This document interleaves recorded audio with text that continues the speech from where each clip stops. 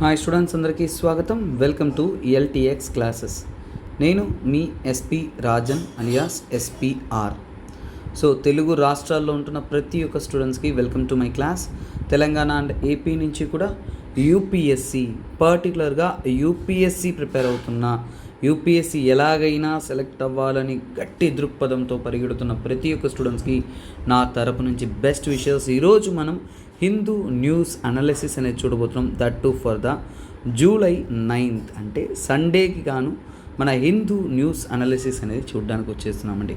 తెలుగు రాష్ట్రాల నుండి కూడా మీకు బెస్ట్ క్వాలిటీతో హిందూ న్యూస్ అనాలిసిస్ ఏదైనా కావాలి, కాంప్రహెన్సివ్ అండర్స్టాండింగ్ కావాలి అని మీరు అనుకుంటున్నారు అంటే అందరికీ కూడా కేర్ ఆఫ్ అడ్రస్ మన ఈ కరెంట్ అఫైర్సేనండి. సో ప్రతి ఒక్కరికి కూడా మీరు గర్వంగా, ధైర్యంగా సజెస్ట్ చేయొచ్చు. అంతే క్వాలిటీతో మీకు కంటెంట్ అందించడానికి నేను సిద్ధమైపోయాను. అదేవిధంగా ఎలాగైతే నేను ఇంత క్వాలిటీతో మీకు హిందూ అందిస్తున్నానో, అదేవిధంగా యూపీఎస్సి డ్రీమ్ చేస్తున్న వారికి మెయిన్స్ ఓరియంటెడ్గా మీకు అద్భుతమైన క్వాలిటీ కంటెంట్, ఎగ్జామ్ అంతా కూడా మనం అద్భుతమైన చేంజ్ అంటే ఒక క్లాస్కి ముందు, క్లాస్ తర్వాత అనే ఒక విధంలో స్టూడెంట్స్ మీ ప్రిపరేషన్లో ఒక మాట చెప్తున్నాను చూడండి. ఇక నుంచి కూడా ఎస్పిఆర్ సార్ క్లాస్ వినడానికి ముందు, విన్న తర్వాత అనే విధంగా మనం క్వాలిటీ ప్రిపరేషన్ అనేది మారుస్తామన్నమాట. అలా మీ యొక్క ఆన్సర్ రైటింగ్ సెషన్ అనేది నా క్లాస్ వినడానికి ముందు, విన్న తర్వాత అనే విధంగా అద్భుతమైన ఆన్సర్ రైటింగ్ కోర్స్ అనేది మీకోసం అందిస్తున్నాం. ఆల్రెడీ స్టార్ట్ అయిపోయింది. జూలై నుంచి కూడా చూడండి డిసెంబర్ వరకు మనం ప్లాన్ చేసుకుంటూ షెడ్యూల్ ఇస్తూ రెగ్యులర్గా సిలబస్ వారీగా ఆన్సర్ రైటింగ్ మీద మీరు ఎలా ఇంప్రూవ్ చేసుకోవాలి అనే విషయాల్ని మీకు అద్భుతంగానే తెలియజేస్తూ రెగ్యులర్గా daily answer writing, correction, feedback, model answer ఇవన్నీ కూడా మీకు అందించడం అనేది జరుగుతుంది. ఈ కోర్స్ యొక్క ఫీజు అనేది మీకు 10,000 రూపీస్ ఛార్జ్ చేస్తున్నాం. ఆఫ్లైన్ పద్ధతిలో 15,000 రూపీస్ అనేది ఛార్జ్ చేస్తున్నాం. మీరు హైదరాబాద్ నుంచి కూడా ఆఫ్లైన్ జాయిన్ అవ్వచ్చు. ఆన్లైన్లో అయితే నేనే మీకోసం పర్సనల్గా మీకు డీల్ చేస్తున్నాను అండి. ఖచ్చితంగా ఇదొక్కటి నేను గ్యారంటీ ఇవ్వగలను. మీరు ఈ కోర్స్, నేను ఏదైతే ఈ కోర్స్ మీకు అందిస్తున్నానో, ఈ కోర్స్ మీరు విన్నారు అంటే, ఒకసారి క్లాస్ జాయిన్ అయి తెలుసుకున్నారు అంటే, సో మీరు బెస్ట్ ఎవర్ క్వాలిటేటివ్ ఆన్సర్ అయితే రాయగలరు. ఎగ్జామ్ అంటే భయము, మెయిన్స్ అంటే భయము, ఎక్కడ పోతుందనే భయం ఏది ఉండదండి. ఖచ్చితంగా మీరు క్లియర్ చేయగలరు. అంత క్వాలిటేటివ్ ఆన్సర్ రైటింగ్ కోర్స్ అనేది మనం అందిస్తున్నాం. అలాగే ఇవన్నీ కూడా స్టార్టింగ్ స్టేజెస్లో ఉంటున్న స్టూడెంట్స్ నుంచి కూడా ఆన్సర్ రైటింగ్ మీద మంచి అవగాహన కావాలనుకున్న స్టూడెంట్స్ అందరూ కూడా ఇది జాయిన్ అవ్వచ్చు. అలాగే కొంతమంది జస్ట్ సీనియర్ స్టూడెంట్స్ అంటాం, ఆల్రెడీ ప్రిపేర్ అయిపోయి జస్ట్ మనకి టెస్ట్ సిరీస్ రాసుకుంటూ ఉంటే వీకెండ్లో బాగుంటుందని వీకెండ్ వరకు టెస్ట్ సిరీస్ బ్యాచ్ జాయిన్ అవ్వాలనుకుంటున్నారు. వారందరికీ కూడా year long UPSC mains test series అనేది మన ఎల్టీఎక్స్ క్లాసెస్ తరఫు నుంచి లాంచ్ చేయడం అనేది జరుగుతుందన్నమాట. ఇందులో ఏంటంటే మీకు ప్రత్యేకంగా ఆల్ ఇండియా ర్యాంకర్ నుంచి కూడా మెంటార్షిప్, ఆల్రెడీ సర్వీస్లో ఉన్న వారిచే మెంటార్షిప్ ఇవ్వడం జరుగుతుంది. వీక్లీ మీకు టెస్ట్ జరుగుతాయి. ఆ వీక్లీ టెస్ట్కి అయిన critical analysis, feedback, model answers అనేది కూడా అందిస్తారు. వీటికైనా ఫీజు అనేది ఇక్కడ ఇవ్వడం జరిగింది. ఎవరైతే ఇంట్రెస్ట్ అయినారో వారి కాంటాక్ట్ నెంబర్ని కాంటాక్ట్ అయ్యారంటే వారు మీకు తగినటువంటి ఇన్ఫర్మేషన్ అనేది ఇస్తారండి. తరువాత యూపీఎస్సి ఇన్ఫినిటీ ఆన్లైన్ మీడియంలో కావాలనుకుంటున్న వారు జస్ట్ 5,000తో మీ ప్రిపరేషన్ ప్రారంభించవచ్చు. అంటే అలాంటి ఒక అద్భుతమైన అవకాశం మన ఎల్టీఎక్స్ క్లాసెస్లో అందిస్తున్నాం. జస్ట్ 5,000 మాత్రమే మీరు ఈఎంఐ మోడ్లో కడుతూ మీరు కోర్స్ అనేది జాయిన్ అవ్వచ్చు అనమాట. లైఫ్ టైం వ్యాలిడిటీ కలిగిన కోర్స్ ఇదనమాట. అలాగే మీరు 60,000 రూపీస్ చూడండి, సింగిల్ టైం పేమెంట్ చేయాలనుకుంటే ఆన్లైన్ కోర్స్ యొక్క ఫీజు అనేది 60,000 రూపీస్ ఛార్జ్ చేయడం జరుగుతుంది.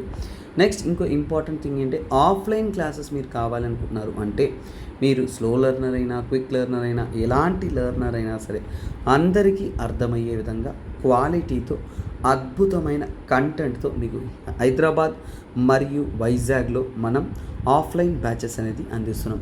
క్లాస్ ఎన్విరాన్మెంట్లో, అద్భుతమైన క్లాస్ ఎన్విరాన్మెంట్లో మీరు క్లాసెస్ వినాలి అనుకుంటున్నారు అంటే ఇది మీకు సరైన అవకాశం. ఎందుకంటే జూలైలో మీరు ఖచ్చితంగా ఏంటంటే యూపీఎస్సీ ప్రిపేర్ అవ్వాలనుకున్నారు, జాయిన్ అయిపోయి ఉండాలండి. సో లేదు అనేవాళ్ళు త్వరగా జాయిన్ అవ్వండి. ఎందుకంటే యూ హ్యావ్ లిమిటెడ్ టైం మాత్రమే. ఎందుకంటే ఈ ఎగ్జామ్ ప్రిపరేషన్ మీకు ఇయర్ లాంగ్ కొనసాగుతుంది కాబట్టి don't miss this opportunity. So తర్వాత రోజు కూడా మనం ఏంటంటే ఏదో ఒక ఇంపార్టెంట్ టాపిక్ని మనం అనలైజ్ చేసి వాటికి సంబంధితమైన క్వశ్చన్స్ కూడా చూస్తున్నాం. అంటే ఈసారి ప్రీవియస్ ఇయర్ క్వశ్చన్స్ పీవైక్యూస్లో 2022లో అడిగిన ఒక ఈజియెస్ట్ క్వశ్చన్ అని కూడా చెప్పచ్చు. సో ఇక్కడ ఏంటంటే చాలా స్టూడెంట్స్ మంచిగా పార్టిసిపేట్ చేస్తున్నారు. పార్టిసిపేట్ చేయండి. ప్రీవియస్ ఇయర్ క్వశ్చన్స్ అనేది మీకు స్టాండర్డ్ తెస్తుంది. So kindly be participate. Climate action tracker ఏంటది? Climate action tracker which monitors the emission reduction pledges of different countries is a climate action tracker అంటే ఏంటి అనేది అడిగారు. ఇక్కడ ఇచ్చిన స్టేట్మెంట్లో ఏది కరెక్టో మనం చెప్పాలన్నమాట. సో ఇక్కడ మనం క్లైమేట్ యాక్షన్ ట్రాకర్ ఎలా వచ్చింది, ఇది ఏమన్నా కానీ ఏదైనా ఆర్గనైజేషన్ అండర్లో వస్తుందంటే లేదండి, ఇది ఒక సైంటిఫిక్ అనాలిసిస్ అనేది అందిస్తారు. సో సైంటిఫిక్ అనాలిసిస్ అనేది క్లైమేట్ గురించి అనలైజ్ చేస్తుంది. ఏంటి? క్లైమేట్ గురించి అనాలిసిస్ అనేది చేస్తుంది. అలాగే ఏంటంటే గవర్నమెంట్స్ అనేది ఈ క్లైమేట్ యాక్షన్ పట్ల అంటే క్లైమేట్ మీద వాళ్ళు తీసుకున్న నిర్ణయాల పట్ల యాక్షన్ పట్ల ఎలా వాళ్ళు స్టడీ చేస్తున్నారు అనే విషయాలను వాళ్ళు స్టడీ చేస్తుంది.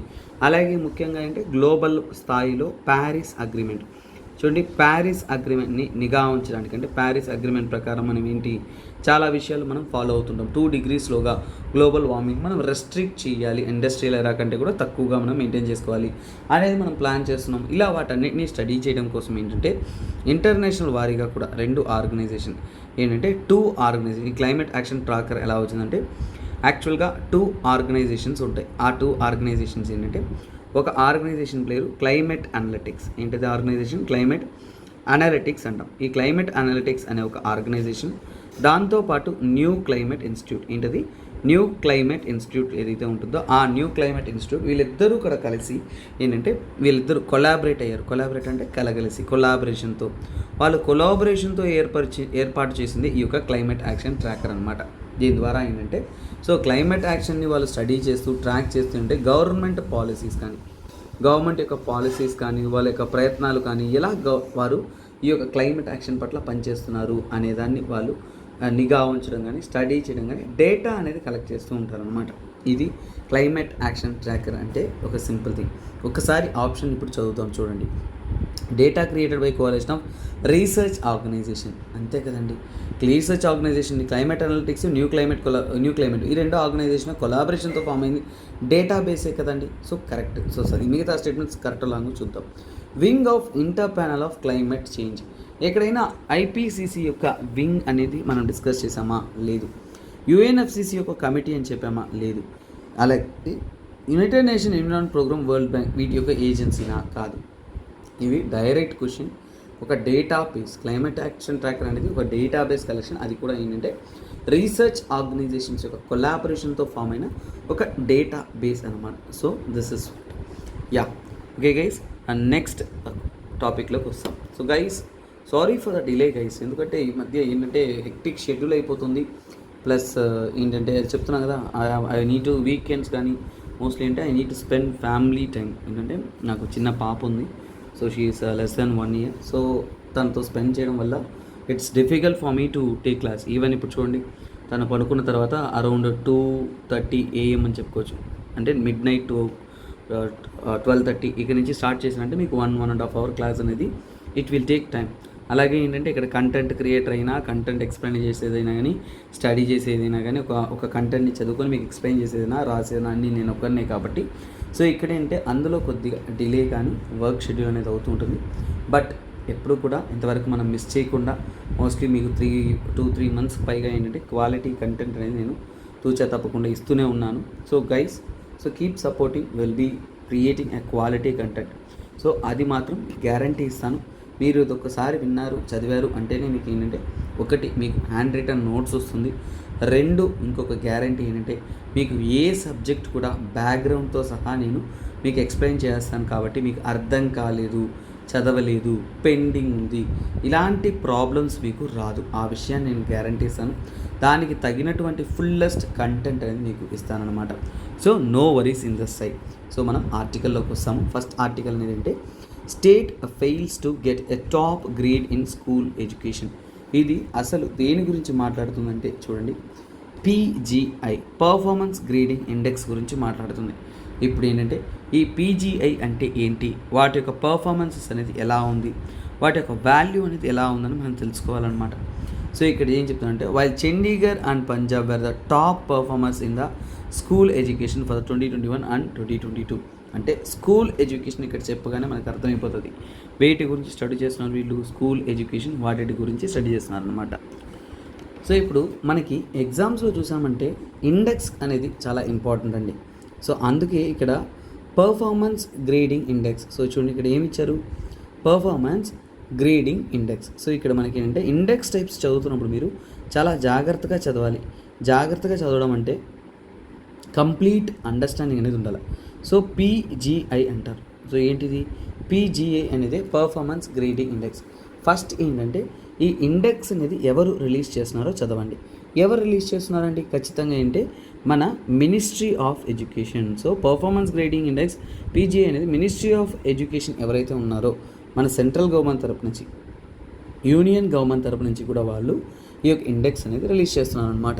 సో అలాగే ఏంటంటే ఈ ఇండెక్స్ అనేది ఏంటంటే పీజీఐ 2.0 రూపంలో 2021 అలాగే 2022 అయిన రిపోర్ట్ అనేది ఇండెక్స్ అనేది రీసెంట్గా రిలీజ్ చేశారు. సో అలాగే ఏంటంటే మనం ఒకసారి దీని గురించి బ్యాక్గ్రౌండ్ చదవాలంటే ఫస్ట్ ఇది ఎప్పుడు రిలీజ్ చేశారంటే 2017 కానీ 2017 అండ్ 18 ఇయర్స్ మధ్యకాలంలో మొట్టమొదటిసారిగా రిలీజ్ చేశారు. సరే, ఇప్పుడు మనకి ఇంకొక పాయింట్ ఆఫ్ అండర్స్టాండింగ్ అంటే ఎందుకు ఇది రిలీజ్ చేస్తున్నారు, దేని గురించి దీన్ని రిలీజ్ చేస్తున్నారు అనేది మనం తీసుకున్నామంటే ముఖ్యంగా అంటే స్కూల్ ఎడ్యుకేషన్ సిస్టమ్.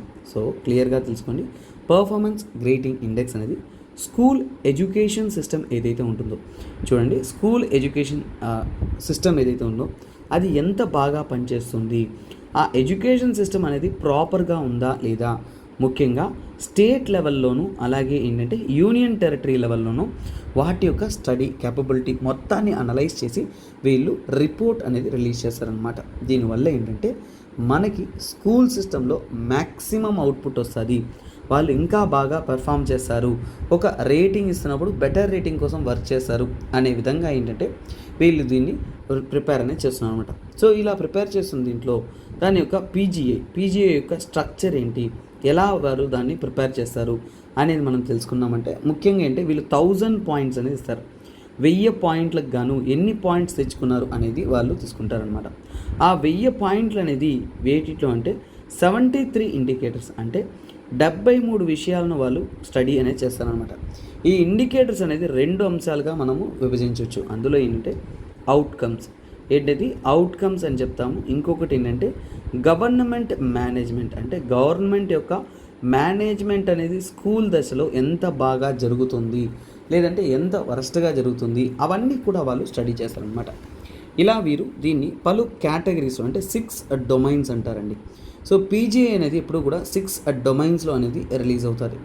ఆ 6 డొమైన్స్ ఏంటో కూడా మనం తెలుసుకుంటాం. ముఖ్యంగా ఏంటి లెర్నింగ్ అవుట్కమ్, ఎంతమంది పిల్లలు ఎంత బాగా చదువుతున్నారు, వాళ్ళ యొక్క లెర్నింగ్ అవుట్కమ్స్ అనేది ఎలా ఉంది అనేది. తర్వాత అసెస్, సో అంటే స్కూలింగ్ అన్నిటినీ కూడా ఏంటంటే వాళ్ళు ప్రాపర్గా అనేది అసెస్ అనేది చేస్తారనమాట. యాక్సెస్ అంటే ఎంత మాత్రం స్కూలింగ్ ఎడ్యుకేషన్ అనేది అందరికీ యాక్సెసబుల్గా ఉన్నాయి.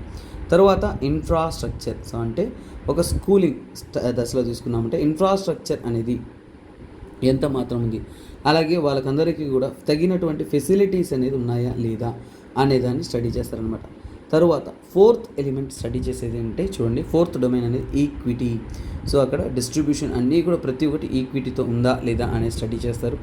నెక్స్ట్ గవర్నమెంట్ పెర్ఫార్మెన్స్ అంటే గవర్నెన్స్, అంటే గవర్నమెంట్ అనేది స్కూళ్ళను ఎంత అద్భుతంగా మేనేజ్ చేస్తుంది అనేది. తర్వాత అంశం ఏంటంటే చాలా ఇంపార్టెంట్ టీచర్స్, టీఈటీ అంటారు, టీఈ అండ్ టీ అంటే టీచర్ ఎడ్యుకేషన్. సో ముఖ్యంగా ఒక టీచర్కి మంచిగా ఎడ్యుకేషన్ అనేది ఎలా ఉంది, వాళ్ళకి ట్రైనింగ్ అనేది అందించడం, వాటి గురించి ఇలా 6 డొమైన్స్ని తీసుకుని వాటిలో ఎలా పెర్ఫామ్ చేస్తున్నారు అనే దాన్ని స్టడీ చేసి వాళ్ళు చూస్తారనమాట. సో అందులో ఏంటంటే ఇలా వాళ్ళు సెవెరల్ సెక్షన్స్గా అనేది దీన్ని విడదీసిన అందులో వాళ్ళు ప్రాముఖ్యంగా ఏంటంటే హైయెస్ట్ అచీవ్మెంట్ అంటే పెర్ఫార్మెన్స్లో హైయెస్ట్ ఏమంటాము హైయెస్ట్ ర్యాంకింగ్ అంటే హైయెస్ట్ అచీవ్మెంట్ ఏంటి అంటే దాక్ష అని అంటారు. ఏంటది దాక్ష అంటే ఏంటి 940, చూడండి గ్రేటర్ దెన్ 940 అవుట్ ఆఫ్ 1000 అంటే 1000 పాయింట్లకు గాను 940 పాయింట్స్ కంటే కూడా ఎక్కువ తెచ్చుకున్నారు అంటే అలాంటప్పుడు దాన్ని ఏమంటుంటే దక్ష్ అంటారు. సో అంటే హైయెస్ట్ ర్యాంక్ అండి. అలాగే లోవెస్ట్ ర్యాంక్ అంటే ఏంటి? లోవెస్ట్ ర్యాంక్ అంటే లోవెస్ట్ పెర్ఫార్మింగ్ అనేది ఏ స్టేట్ చేస్తుందంటే దాన్ని ఏమంటారంటే ఆకాంక్షి, ఏమంటారు దాన్ని? ఆకాంక్షి 3 అంటారు. అంటే లెస్ దెన్ 460, 460 కంటే కూడా తక్కువ పాయింట్లు 1000కి గాను తెచ్చుకున్నారంటే దాన్ని ఏమంటాం మనము? ఆకాంక్షి అంటారు. ఇవన్నీ కూడా ఎందుకు సార్ ఇంత డీప్గా స్టడీ చేస్తానంటే ఇవన్నీ part of the national education policy అండి. మనం క్వాలిటీ ఎడ్యుకేషన్ ఇవ్వడం కోసం ముఖ్య ఉద్దేశంగా తీసుకుంటూ ఇలాంటివన్నీ కూడా ఏంటంటే వాళ్ళు స్టడీ అనేది చేస్తున్నారనమాట. So this is the importance of this so called article. So మొత్తానికైతే ఆర్టికల్ క్లియర్గా అర్థమైంది కాబట్టి దీని యొక్క అవుట్కమ్ ఒకసారిగా మ్యాప్లో మీ యొక్క ఎడ్యుకేషన్, స్కూల్ ఎడ్యుకేషన్ ఎంత మాత్రం పెర్ఫామ్ చేస్తున్నారు, ఈ మ్యాప్స్ ఎప్పుడూ కూడా మీ యొక్క మెయిన్స్ రైటింగ్లో చాలా చాలా చాలా క్రూషియల్. ఇక్కడ చూసారు అంటే చూడండి, ఇక్కడ ఏం ఇండికేట్ చేస్తుంది? ఫస్ట్ ఆఫ్ ఆల్ చూడండి, ఈ రెడ్ కలర్ అంటే ఏంటి? వరస్ట్ పర్ఫార్మింగ్ అంటే లీస్ట్ పర్ఫార్మింగ్ స్టేట్లు 3 ఉన్నాయి. అవి ఏవి? ఇక్కడ అరుణాచల్ ప్రదేశ్, మేఘాలయ, ఈ పాయింట్. సో అంటే ఏంటి? నార్త్ ఈస్టర్న్ స్టేట్స్లో అనేది పర్ఫార్మెన్స్ అనేది ఒక రకంగా లోగా ఉందని చెప్పచ్చు. తర్వాత నెక్స్ట్ స్టేజ్ ఆఫ్ పర్ఫార్మెన్స్ అంటే లోవెస్ట్ పర్ఫార్మెన్స్ ఉంటున్న దాంట్లో చూడండి, తెలంగాణ ఉంది, ఒడిషా ఉంది, జార్ఖండ్ ఉంది, బీహార్ ఉంది, యూపీ ఉంది. తర్వాత ఇక్కడ ఉంటున్న స్టేట్స్ ఏవైతే ఉన్నాయో మార్క్ చేయబడిందో, సో ఇవన్నీ కూడా ఏంటంటే ఎల్లో కలర్ అంటే కొద్దిగా లో పర్ఫార్మెన్స్. సో ఈ విషయానికి వచ్చారంటే ఇవన్నీ కూడా గుడ్ పర్ఫార్మెన్స్గా ఉన్నాయి స్కూలింగ్ ఎడ్యుకేషన్లో. బట్ టాప్ పర్ఫార్మెన్స్ ఏముంది అని తీసుకున్నప్పుడు అంటే ఇక్కడ మనం చూడొచ్చు పంజాబ్ అండ్ చండీగఢ్. సో చూడండి, పంజాబ్ అండ్ చండీగఢ్ ఏదైతే ఉంటుందో అవి ఏంటంటే టాప్ పర్ఫార్మెన్స్ అనేది ఇచ్చింది స్కూల్ ఎడ్యుకేషన్ పరంగా. అన్ని మల్టీ ఎండెడ్ అప్రోచ్లు తీసుకున్నప్పుడు వాళ్ళ యొక్క టాప్ పర్ఫార్మెన్స్. కానీ ఆ టాప్ పర్ఫార్మెన్స్ ఏంటంటే హయ్యెస్ట్ నెంబర్ ఆఫ్ పాయింట్స్ ఏమీ కాదు, 641 to 700 మధ్య పాయింట్స్ తెచ్చుకున్నారు కాబట్టి వీళ్ళు టాప్ పర్ఫార్మెన్స్గానే ఉన్నారు. కానీ దాక్ష స్టేజ్ని అయితే ఎవరు అచీవ్ కాలేదు ఇక్కడ క్లియర్గా అనేది అర్థమవుతుంది. సో ఇది అక్కడ ఉంటున్న ఆర్టికల్ని మనం మల్టీ ఎండెడ్గా అప్రోచ్ అవుతున్నప్పుడు ఉంటున్న డీటెయిల్స్ అన్నమాట. సో నెక్స్ట్ ఆర్టికల్ చూడండి, why India Russia trade payment is in crisis. చూడండి, ఈ ఆర్టికల్ని మీరు చదువుతున్న ఒక టెక్నికల్గానో ఒక నార్మల్ కంటెంట్గానో చెప్పదలుచుకోలేదు. చాలా చాలా సింపుల్గా మీకు అర్థమయ్యే విధంగా సింపుల్ టర్మ్స్లో చెప్దామనుకున్నాను. ఎందుకంటే కాంప్లెక్సిటీ ఆఫ్ అండర్స్టాండింగ్ అనేది నేను ఎప్పుడూ కూడా స్టూడెంట్స్ని సపోర్ట్ చేయను. సింపుల్సిటీ ఆఫ్ అండర్స్టాండింగ్ అనేది ఇంపార్టెంట్. సో ఇక్కడ ఒక విషయాన్ని మీరు అర్థం చేసుకోవాలి ఏంటంటే, సో ఇప్పుడు రీసెంట్ టైమ్స్లో ఏం జరిగిందంటే గత 1 year అంటే గత ఒక సంవత్సరంలో అంటే ఫైనాన్షియల్ ఇయర్ 2023లో ఏమైంది అంటే చూడండి, రష్యా వచ్చేసి మనకి వరల్డ్లోనే ఎక్కువగా రష్యా నుంచి ఏంటంటే మనకి top biggest exporter of crude ఆయిల్గా ఇండియాకి అనేది ఫామ్ అయింది. అంటే చూడండి, సౌదీ అరేబియాని క్రాస్ చేస్తూ ఏంటంటే రష్యా వచ్చేసి మనకి హైయెస్ట్ క్రూడ్ ఆయిల్ గివర్గా మారిపోయింది. హైయెస్ట్ క్రూడ్ ఆయిల్ అంటే చూడండి, highest crude oil supply to India. Supply ఎవరికి? ఇండియాకి అనమాట. సో ఇప్పుడు ఏంటి, మన ఇండియాకి ఎక్కువగా క్రూడ్ ఆయిల్ అనేది మనం రష్యా నుంచి పొందుతున్నాం అనమాట. ఇప్పుడు ఈ ఒక రీసెంట్ టైంలో అది ఏంటంటే సుమారుగా 13 times ఇంక్రీజ్ అయింది. అంటే 13 రెట్లు అనేది అంటే ఇంక్రీజ్ అనేది చూసాము మనము రష్యా నుంచి ఆయిల్. ఇలా జరగడానికి ఒక మెయిన్ కారణం ఏంటంటే ట్రెడిషనల్గా అంటే మన ఇండియాకి వాస్తవానికి ట్రెడిషనల్గా అంటే మన ఇండియాకి జనరల్గా ఆయిల్ అనేది క్రూడ్ ఆయిల్ ఏదైతే ఉంటుందో వీటిని మనం ఎక్కడి నుంచి తెప్పించుకుంటామంటే ఇరాక్ నుంచి కూడా. సౌదీ తర్వాత యుఏఈ ఇవి మెయిన్గా ఉంటున్న పార్ట్నర్స్. కానీ ఈసారి అంటే కొత్త చేంజ్కి ఏంటంటే ఈ యొక్క రష్యా నుంచి మనం ఎక్కువ ఆయిల్ ఇంపోర్ట్ చేసుకున్నాం. ఇప్పుడు మళ్ళీ ఎందుకు రష్యా నుంచే మనం ఇంపోర్ట్ చేసుకోవాల్సిన అవసరం వచ్చింది? వై అంటున్నప్పుడు చాలా సింపుల్ అండి. రష్యా యుక్రెయిన్ వార్ వచ్చిన తర్వాత రష్యా పైన అంటే చాలా ఎక్కువ శాంక్షన్స్ అనేది విధించారు. శాంక్షన్స్ అంటే ఏంటి? ఇక నుంచి రష్యా నుంచి దిగుమతులు ఎవరు చేయకూడదు, రెస్ట్రిక్షన్స్. ఇలా ఏంటంటే ఇవన్నీ కూడా మార్కెట్ నుంచి కూడా గూడ్స్ ఇవన్నీ కూడా supply and export and import demand అన్నిటిని కూడా వాళ్ళంటే శాంక్షన్ రూపంలో బ్యాన్ చేయడం జరిగింది. సో అలాగే వెస్ట్రన్ కంట్రీస్ అంతా కూడా రష్యా పైన నిఘా అనేది ఉంచుతూ ఉన్నారు. ఎలాగైనా సరే రష్యాని కంట్రోల్ చేయాలని చూస్తున్నారు. సో అందువలన ఏంటంటే మనకి ఇండియా నుంచి ఎక్స్పోర్ట్స్ అనేది డిక్లైన్. అంటే చూడండి, ఇక్కడ ఒకవైపు ఏంటంటే దిగుమతి పెరిగింది, అంటే ఏంటి? ఇంపోర్ట్ పెరిగింది. ఇంపోర్ట్ అనేది విపరీతంగా ఇంక్రీజ్ అయింది. మరి ఇండియా నుంచి ఎక్స్పోర్ట్ కథ ఏంటి? ఇండియా నుంచి మనము ఎక్స్పోర్ట్ చేస్తున్నది అంటే చాలా చాలా చాలా తక్కువ. ఎక్స్పోర్ట్ అనేది అంటే డిక్లైనింగ్ అంటే ఏంటి? ఆల్రెడీ శాంక్షన్స్ ఉన్నప్పుడు మనం ఇండియా వచ్చేసి సో కాల్డ్ మన రష్యాకు వచ్చేసి మనం ఎక్కువ వస్తువులను ఎగుమతి అనేది చేయలేం. సరే, ఇప్పుడు అసలైన విషయం ఏంటంటే చూడండి, ఇక్కడ మనకేంటి ఇది రష్యా అండి, ఇదేంటి రష్యా అనమాట, ఇది మనకి ఇండియా అనమాట. సో ఇది ఇండియా. సో రష్యా ఇండియా ఉంటున్నప్పుడు ఇక్కడ మనం అర్థం చేసుకోవాల్సిన ఒక కాన్సెప్ట్ ఏంటి, ఎగుమతి దిగుమతులు ఎలా ఉన్నాయి అనేది కాన్సన్ట్రేట్ చేసుకున్నామంటే చూడండి, ఇండియాకి ఇక్కడి నుంచి ఇక్కడికి గూడ్స్ వస్తున్నాయి. ఏమొస్తున్నాయి? గూడ్స్ అంటే క్రూడ్ ఆయిల్ కూడా కలుపుకుందాం. గూడ్స్ ఎంత వస్తున్నాయి అంటే 49, చూడండి 49.35 బిలియన్ డాలర్ ఎంత వస్తుంది? 49.3.5 బిలియన్ డాలర్లు అనేది మనం ఏంటి ఇండియాకి అనేది వస్తున్నాయి అన్నమాట. అంటే ఇండియాకి ఇంపోర్ట్ రూపంలో ఏంటి ఇంపోర్ట్, ఎవరికి? ఇండియాకి. సరే, మనం ఇండియా నుంచి ఎగుమతి ఎలా చేస్తున్నామని చూడాలి. సో ఇదేంటి ఎక్స్పోర్ట్. మన ఇండియా నుంచి ఎగుమతి ఎంత కాస్ట్లీగా ఉందంటే ఓన్లీ $3.14 బిలియన్ డాలర్స్. ఇంత మాత్రమే ఏంటంటే మనం ఎగుమతి అనేది చేయగలుగుతున్నాం. సో మొత్తానికి ఏంటంటే ఇక్కడ రెండు ప్రాంతాల మధ్యలో ఏంటంటే ఎక్స్పోర్ట్ ఇంపోర్ట్ ఇంబ్యాలెన్స్ అనేది చూడొచ్చు. ఈ ఇంబ్యాలెన్స్కి మెయిన్ కారణం ఏంటంటే రెండు ముఖ్యమైన అంశాలు. సో ఆ విషయానికి వచ్చామంటే రీసెంట్గా 1 ఇయర్ మాత్రమే కన్సిడర్ చేసుకుంటున్నారు. అంటే అందులో క్రూడ్ ఆయిల్ ఏమిటంటే అది క్రూడ్ ఆయిల్ అనేది చాలా జాగ్రత్తగా చూసాం. అంటే సుమారుగా $31 బిలియన్ అనేది మనం ఇంపోర్ట్ చేసుకున్నామంట అన్నమాట. అంటే ఏంటి, ఈ ఒక్క సంవత్సరంలోనే మనం ఊహించలేనటువంటి బూస్టింగ్ అనేది జరిగింది. సార్ అంటే మనం ఇండియా దగ్గర డబ్బులు ఉన్నాయి కదా సార్, కట్టేయచ్చు కదా సార్ రష్యా కంటే. ఇక్కడ పేమెంట్స్ సమస్య ఎక్కడ వచ్చింది మనకి?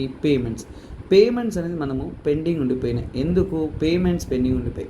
పేమెంట్స్ పెండింగ్ అంటే దాన్నే మనము డెఫిసిట్ ఏమంటాం? మనం డెఫిసిట్ అనమాట. సో ఇక్కడే ఆర్టికల్ ఇదే కదండి. So trade payments increases.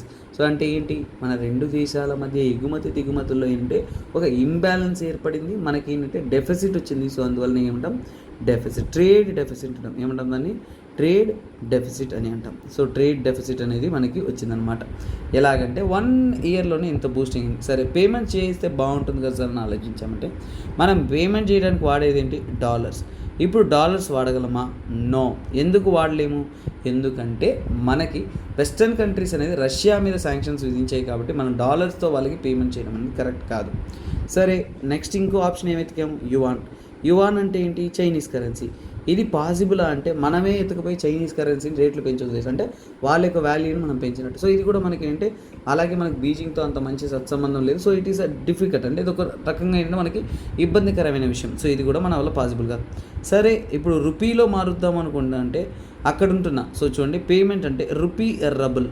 So ఇక్కడ ఇంకొక క్రైసిస్ అనేది వచ్చింది, అంటే రూపీ రబుల్ ఇష్యూ అంటాం. అంటే ఏంటంటే రూపీ అండ్ రూబల్ అండి. రూపీ అనేది అంటే మన ఇండియన్ కరెన్సీ, రూబల్ అనేది వాళ్ళ యొక్క కరెన్సీ. కాకపోతే వాళ్ళ యొక్క కరెన్సీతో కొన్ని ఇష్యూస్ ఏమున్నాయంటే చాలా వరకు ఏంటంటే దీని యొక్క వాల్యూ అనేది, ఈ రూబల్ యొక్క వాల్యూ అనేది అంటే ఎప్పుడూ కూడా క్యాపిటల్ కంట్రోల్లో ఉంటుంది. ఏంటి? క్యాపిటల్ కంట్రోల్ అంటాం. సో క్యాపిటల్ కంట్రోల్ అనేది ఉంటుంది, but not on the market.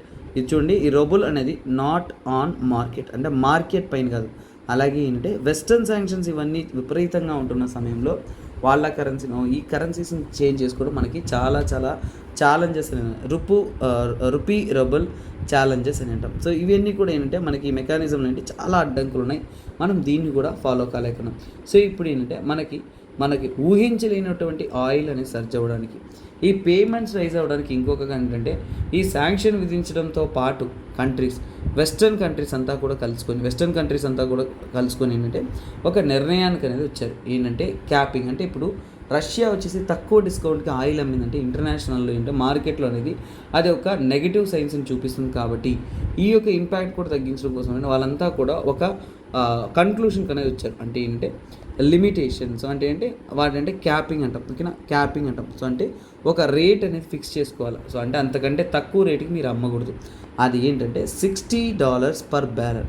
చూడండి, $60 ఎ బ్యారెల్. ఒక బ్యారెల్కి గాను మనం $60 మాత్రమే మనం పే చేయాలి. దానికంటే తక్కువ రేటుకి అనేది మనము కొనకూడదు, అంతకంటే తక్కువ డిస్కౌంట్కి రష్యా అమ్మకూడదు అనేది ఇక్కడ ఖచ్చితంగా ఏంటి ఇంటర్నేషనల్ వారీగా ప్రైస్ క్యాపింగ్ అనేది చేస్తాం. ఈ క్యాపింగ్ ఏంటంటే మనం ప్రైస్ క్యాపింగ్ అనేది చేస్తారు. సో అందువల్ల ఏంటంటే మనకి డిస్కౌంట్లో దొరుకుతున్న ఆయిల్ ఇప్పుడు ఏమైపోయింది, రేట్ ఎక్కువైపోయింది. అందువల్ల ఏంటి మళ్ళీ ఇది విపరీతమైన డెఫిసిట్ అనేది తీసుకొస్తూ వచ్చింది. మనకి అంటే ఈ రెండు దేశాల మధ్య అంటే ఈ యొక్క ఆయిల్ పేమెంట్స్ అనేది మిగిలిపోయి, సో ఎక్కువ పేమెంట్స్ చేయాల్సి వస్తుంది. కాబట్టి మనకి ఏంటంటే ఇది పెద్ద సమస్యగానే మారిపోయింది. సో తర్వాత మనం ఫ్యూచర్ అవుట్కమ్ తీసుకున్నామంటే మన ఇండియా వచ్చేసి ఎంతైనా సరే రష్యాతో ఒక స్ట్రాంగ్ రిలేషన్షిప్ ఉంది కాబట్టి మెల్లమెల్లగా ఏంటంటే ఈ యొక్క డెఫిసిట్ని మనం ఎలా సాల్వ్ చేసుకోవచ్చు, ఇన్వెస్ట్మెంట్ ద్వారా, ఇతర ఇన్వెస్ట్మెంట్స్ ద్వారా, గవర్నమెంట్ బాండ్స్ ద్వారా, ఇలాంటివన్నీ కూడా ఆల్టర్నేటివ్ అని కూడా చూడొచ్చు. కాకపోతే ఇంకొక విషయం కూడా ఉంది, ఇంటర్నేషనల్ వారీగా జరుగుతున్న పేమెంట్స్ అంతా కూడా స్విఫ్ట్ రూపంలో జరుగుతుంది. సో స్విఫ్ట్ అంటే society for world wide inter bank financial telecommunication అంటాం. కాకపోతే ఎప్పుడైతే ఇంటర్నేషనల్ సినారియో అంతా కూడా నిఘా ఉంచినారో యుఎస్, EU, తర్వాత UK వీళ్ళందరూ కూడా శాంక్షన్స్ విధించారు కాబట్టి అంటే ఈ యొక్క రష్యా పైన. అందుకని ఏంటంటే ఈ స్విఫ్ట్ మోడల్ని కూడా మనం యూజ్ చేసుకుని ఈజీగా అనేది ట్రాన్సాక్షన్ చేయలేకున్నాం. ఒకవైపు డిస్కౌంట్గా జరుగుతున్న ఆయిల్ అనేది డిస్కౌంట్ రావట్లేదు, అలాగే ఒకవైపు పేమెంట్స్ పెరిగిపోతుంది. ఈ రెండు దేశాల మధ్య ఊహించలేనటువంటి ఈ యొక్క ట్రేడ్ పేమెంట్స్ డిఫరెన్సెస్ అనేది ఇదేనండి. సింపుల్, ఇక్కడ మీకు అర్థమైపోయింది. మనం ఎక్కువగా డబ్బులు తీసుకుంటున్నామే కానీ తిరిగి కట్టలేని పరిస్థితిలో ఉన్నాము రష్యా దగ్గర. అందువల్ల ఏంటంటే మనం ట్రేడ్ డెఫిసిట్లో అనేది వెళ్ళిపోతూ ఉంటాము. తర్వాత ఏంటంటే మనం వాళ్ళకి బాధ్యత, అంటే ఎప్పటికప్పుడు మనం కట్టేస్తూ ఉన్నామంటే పెద్ద ప్రభావం ఉండదు. కానీ ఎప్పుడైతే డిలేడ్ పేమెంట్స్ అవుతుందో అప్పుడు ఫ్యూచర్ టర్మ్స్లో ఏంటంటే ఇట్ క్యాన్ ఇంపాక్ట్. కానీ దాన్ని గవర్నమెంట్స్ బాండ్స్ ద్వారానో లేదంటే ఇతర ఇన్వెస్ట్మెంట్స్ ద్వారానో మార్చుకునే అవకాశం ఉందనేది ఇక్కడ చెప్తున్నారనమాట. సో ఓకే స్టూడెంట్స్, ఇక్కడ చూడండి, మీకోసం టార్గెట్ ప్రిలిమ్స్ 2024 కోసం మెంటార్షిప్ డైరెక్ట్గా సురేష్ సార్ దగ్గర నుంచి గైడెన్స్ అనేది మీకు అందించడం అనేది జరుగుతుంది. ఎవరంతా సురేష్ సార్ గైడెన్స్తో యూపీఎస్సీ ప్రిలిమ్స్ 2024 ప్రిపేర్ అవ్వాలన్నారో వాళ్ళు ఈ కోర్స్ అనేది తీసుకొని ప్రిపేర్ అవ్వచ్చు అనమాట. This is one of the beautiful article అండి, నారీ అదాలత్. సో చూడండి, coming women only courts for alternative dispute resolution. So చూడండి, ఇది దేని గురించి మాట్లాడుతుంటే నారీ Adalat. What is this Nari Adalat? So దీని యొక్క పూర్తి వివరణ అనేది మనం ఖచ్చితంగా తెలుసుకోవాలి. కరెంట్ ట్రెండ్లో న్యూస్లో వచ్చింది కాబట్టి this will be standing as a very very very very important thing. So అంటే నారీ అదాలత్స్ అంటే ఏంటి? Women only court. ఏంటది? Women only court. మహిళలకు వాళ్ళకంటూ హక్కులు ఇవ్వాలి, వాళ్ళ యొక్క ప్రాబ్లమ్ సాల్వ్ చేయాలి, వాళ్ళందరికీ కూడా ఇంకా మనకి పాసిబిలిటీ అనేది మనం అందించాలనే దానికోసం అంటే ఉమెన్ ఓన్లీ కోర్ట్స్ అనేది రానుంది. కాకపోతే ఏంటంటే వాట్ ఈస్ ఇట్? సో ఇక్కడ మనము కొన్ని విషయాలు అర్థం చేసుకోవాలి. ఈ ఉమెన్ ఓన్లీ కోర్ట్ అనేది ఏ లెవెల్లో రానున్నది? ఫస్ట్ ఆఫ్ ఆల్ అంటే ఇది నేషనల్ లెవెలా, స్టేట్ లెవెలా అని వస్తే లేదండి, this is at village level. నారీ అదాలత్ అనేది విలేజ్ లెవెల్ అన్నమాట. ఏ స్థాయిలో? గ్రామ స్థాయిలోనే స్థాపిస్తున్నారు.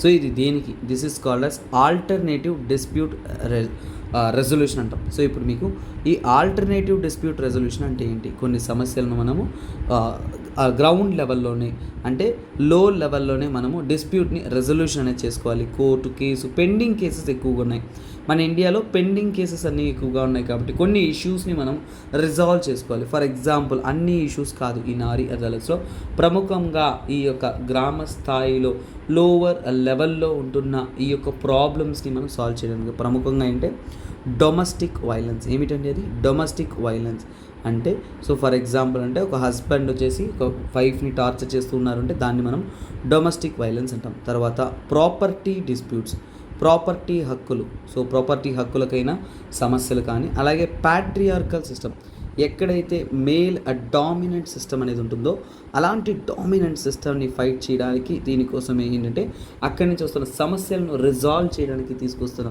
ఒక సిస్టాన్ని ఏమంటాం మనం? నారీ అదాలత్స్ అంటాం. సో ఇప్పుడు ఈ ADR ఆల్టర్నేటివ్ డిస్ప్యూట్ రెజల్యూషన్ అంటే ఏంటి, ఈ నారీ అదాలత్ అంటే ఏంటి, వాటి యొక్క పూర్తి వివరణ అనేది ఈ ఆర్టికల్ ద్వారానే మీకు ఇవ్వడం అనేది జరుగుతుంది అన్నమాట. చూడండి, ప్రతి చిన్న విషయాన్ని మనం క్షుణ్ణంగా అనలైజ్ చేస్తాం. అందులో ఏంటంటే ADR. సో ఇప్పుడు ఏంటంటే ఫస్ట్ ఈ యొక్క ఆల్టర్నేటివ్ డిస్ప్యూట్ రెజల్యూషన్ అంటే ఏంటి అనేది మనము తెలుసుకుందామండి. సో ఆల్టర్నేటివ్ డిస్ప్యూట్ రెడ్రెసల్ అంటే ఏంటంటే, రెజల్యూషన్ అంటే ఏంటంటే సింపుల్. ఇక్కడ ఏంటంటే చూడండి, without judicial intervention. Without judicial intervention. Alternative అన్నప్పుడు ఏంటి? జ్యుడిషియరీ లేకుండా, జ్యుడిషియల్ ఇంటర్వెన్షన్ లేకుండా. ఫర్ ఎగ్జాంపుల్ అంటే మనం సింపుల్గా చెప్పచ్చు, ఊర్లలో ఏదైనా గొడవలు ఉందనుకోండి, పెద్దోళ్ళంతా కూర్చొని మాట్లాడి అక్కడ ఏమవుతారు? సో అంతా కూడా ప్రాబ్లమ్ అనేది వాళ్ళే చెప్పినంత ఫాలో అవ్వాలన్న విధంగా వాళ్ళు ఆ ప్రాబ్లమ్ని సాల్వ్ చేసి పంపించేస్తారు. సో అంటే ఏంటి?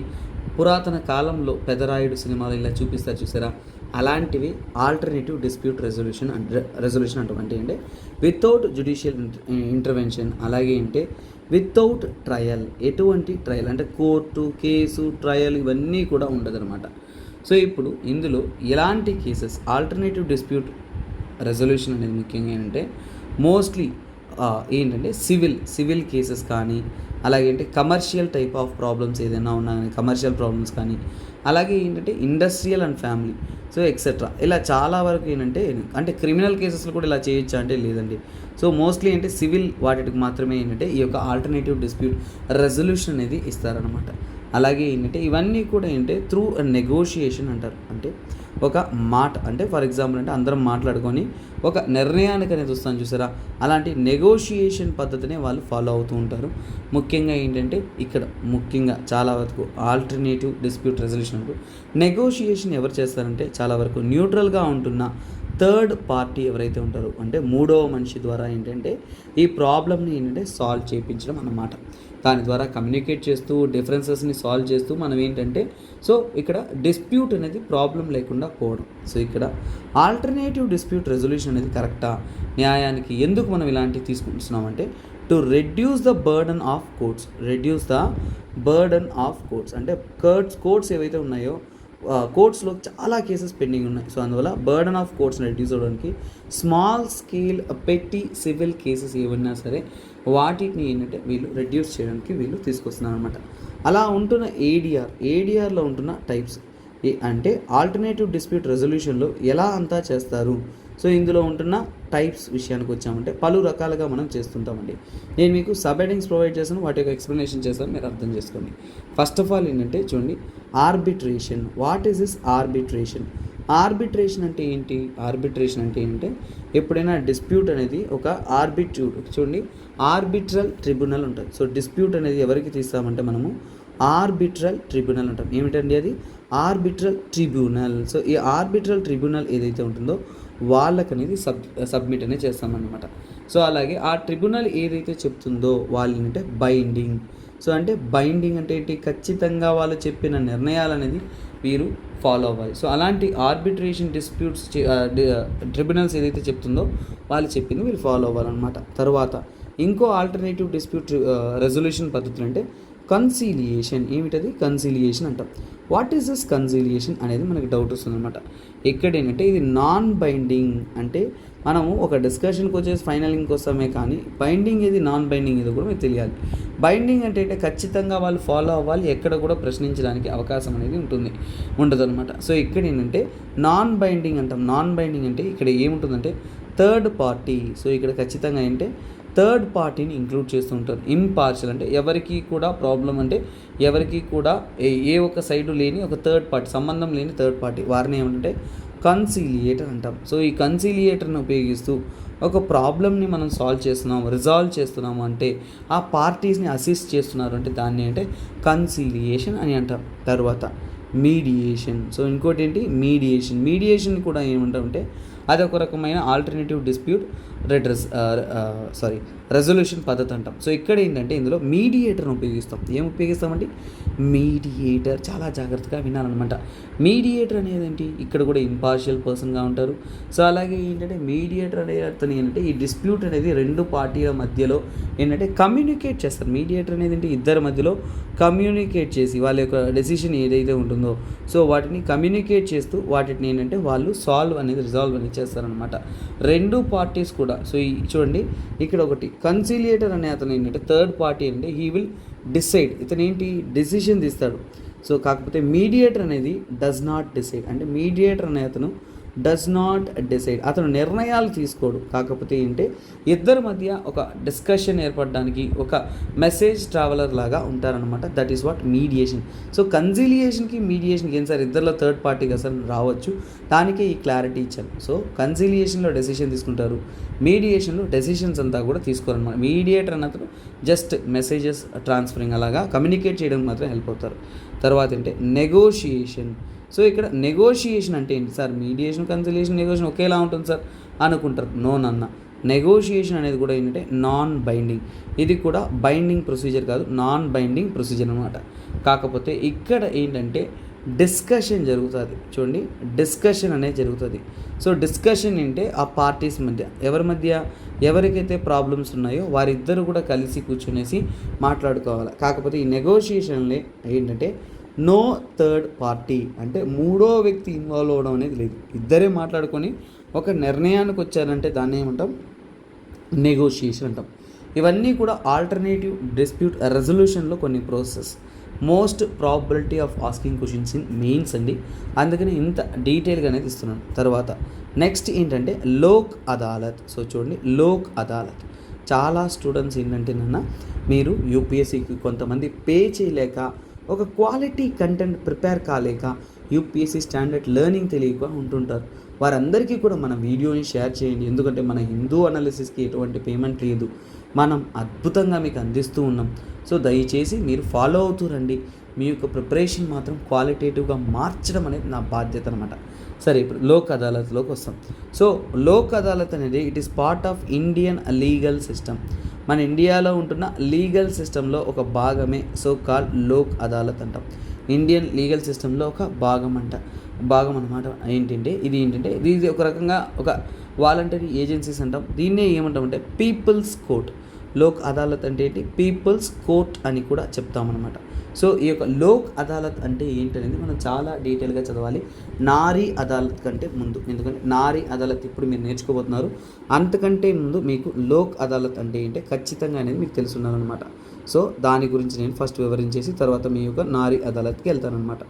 సో చూడండి, లోక్ అదాలత్ ఫస్ట్ ఏంటి, లోక్ అదాలత్ అంటే ఏంటి, దాని యొక్క ఇంపార్టెన్స్ ఏంటో మనం ఓవర్వ్యూగా తెలుసుకున్నాం.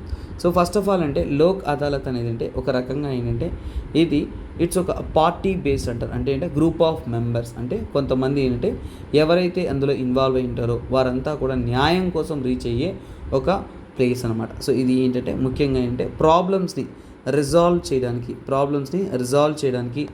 డిస్కషన్ చేయడానికి, ఏమైనా కానీ ఎలా మనం సాల్వ్ చేసుకోవాలని డిస్కషన్ చేసుకోవడానికి, తర్వాత పర్సువేషన్స్ అంటే ఎలాంటి ఒక ఇబ్బందులు కలగకుండా మ్యూచువల్ కన్సెంట్తో ఇద్దరు మాట్లాడుకొని ప్రాబ్లమ్ని సాల్వ్ చేసుకునే పద్ధతిని తీసుకొచ్చేదే ఈ యొక్క సో కాల్ లోక్ అదాలత్ అనమాట. మ్యూచువల్ కన్సెంట్ అంటే ఇద్దరు కూడా ఏంటంటే ఒక డెసిషన్కి రావడం.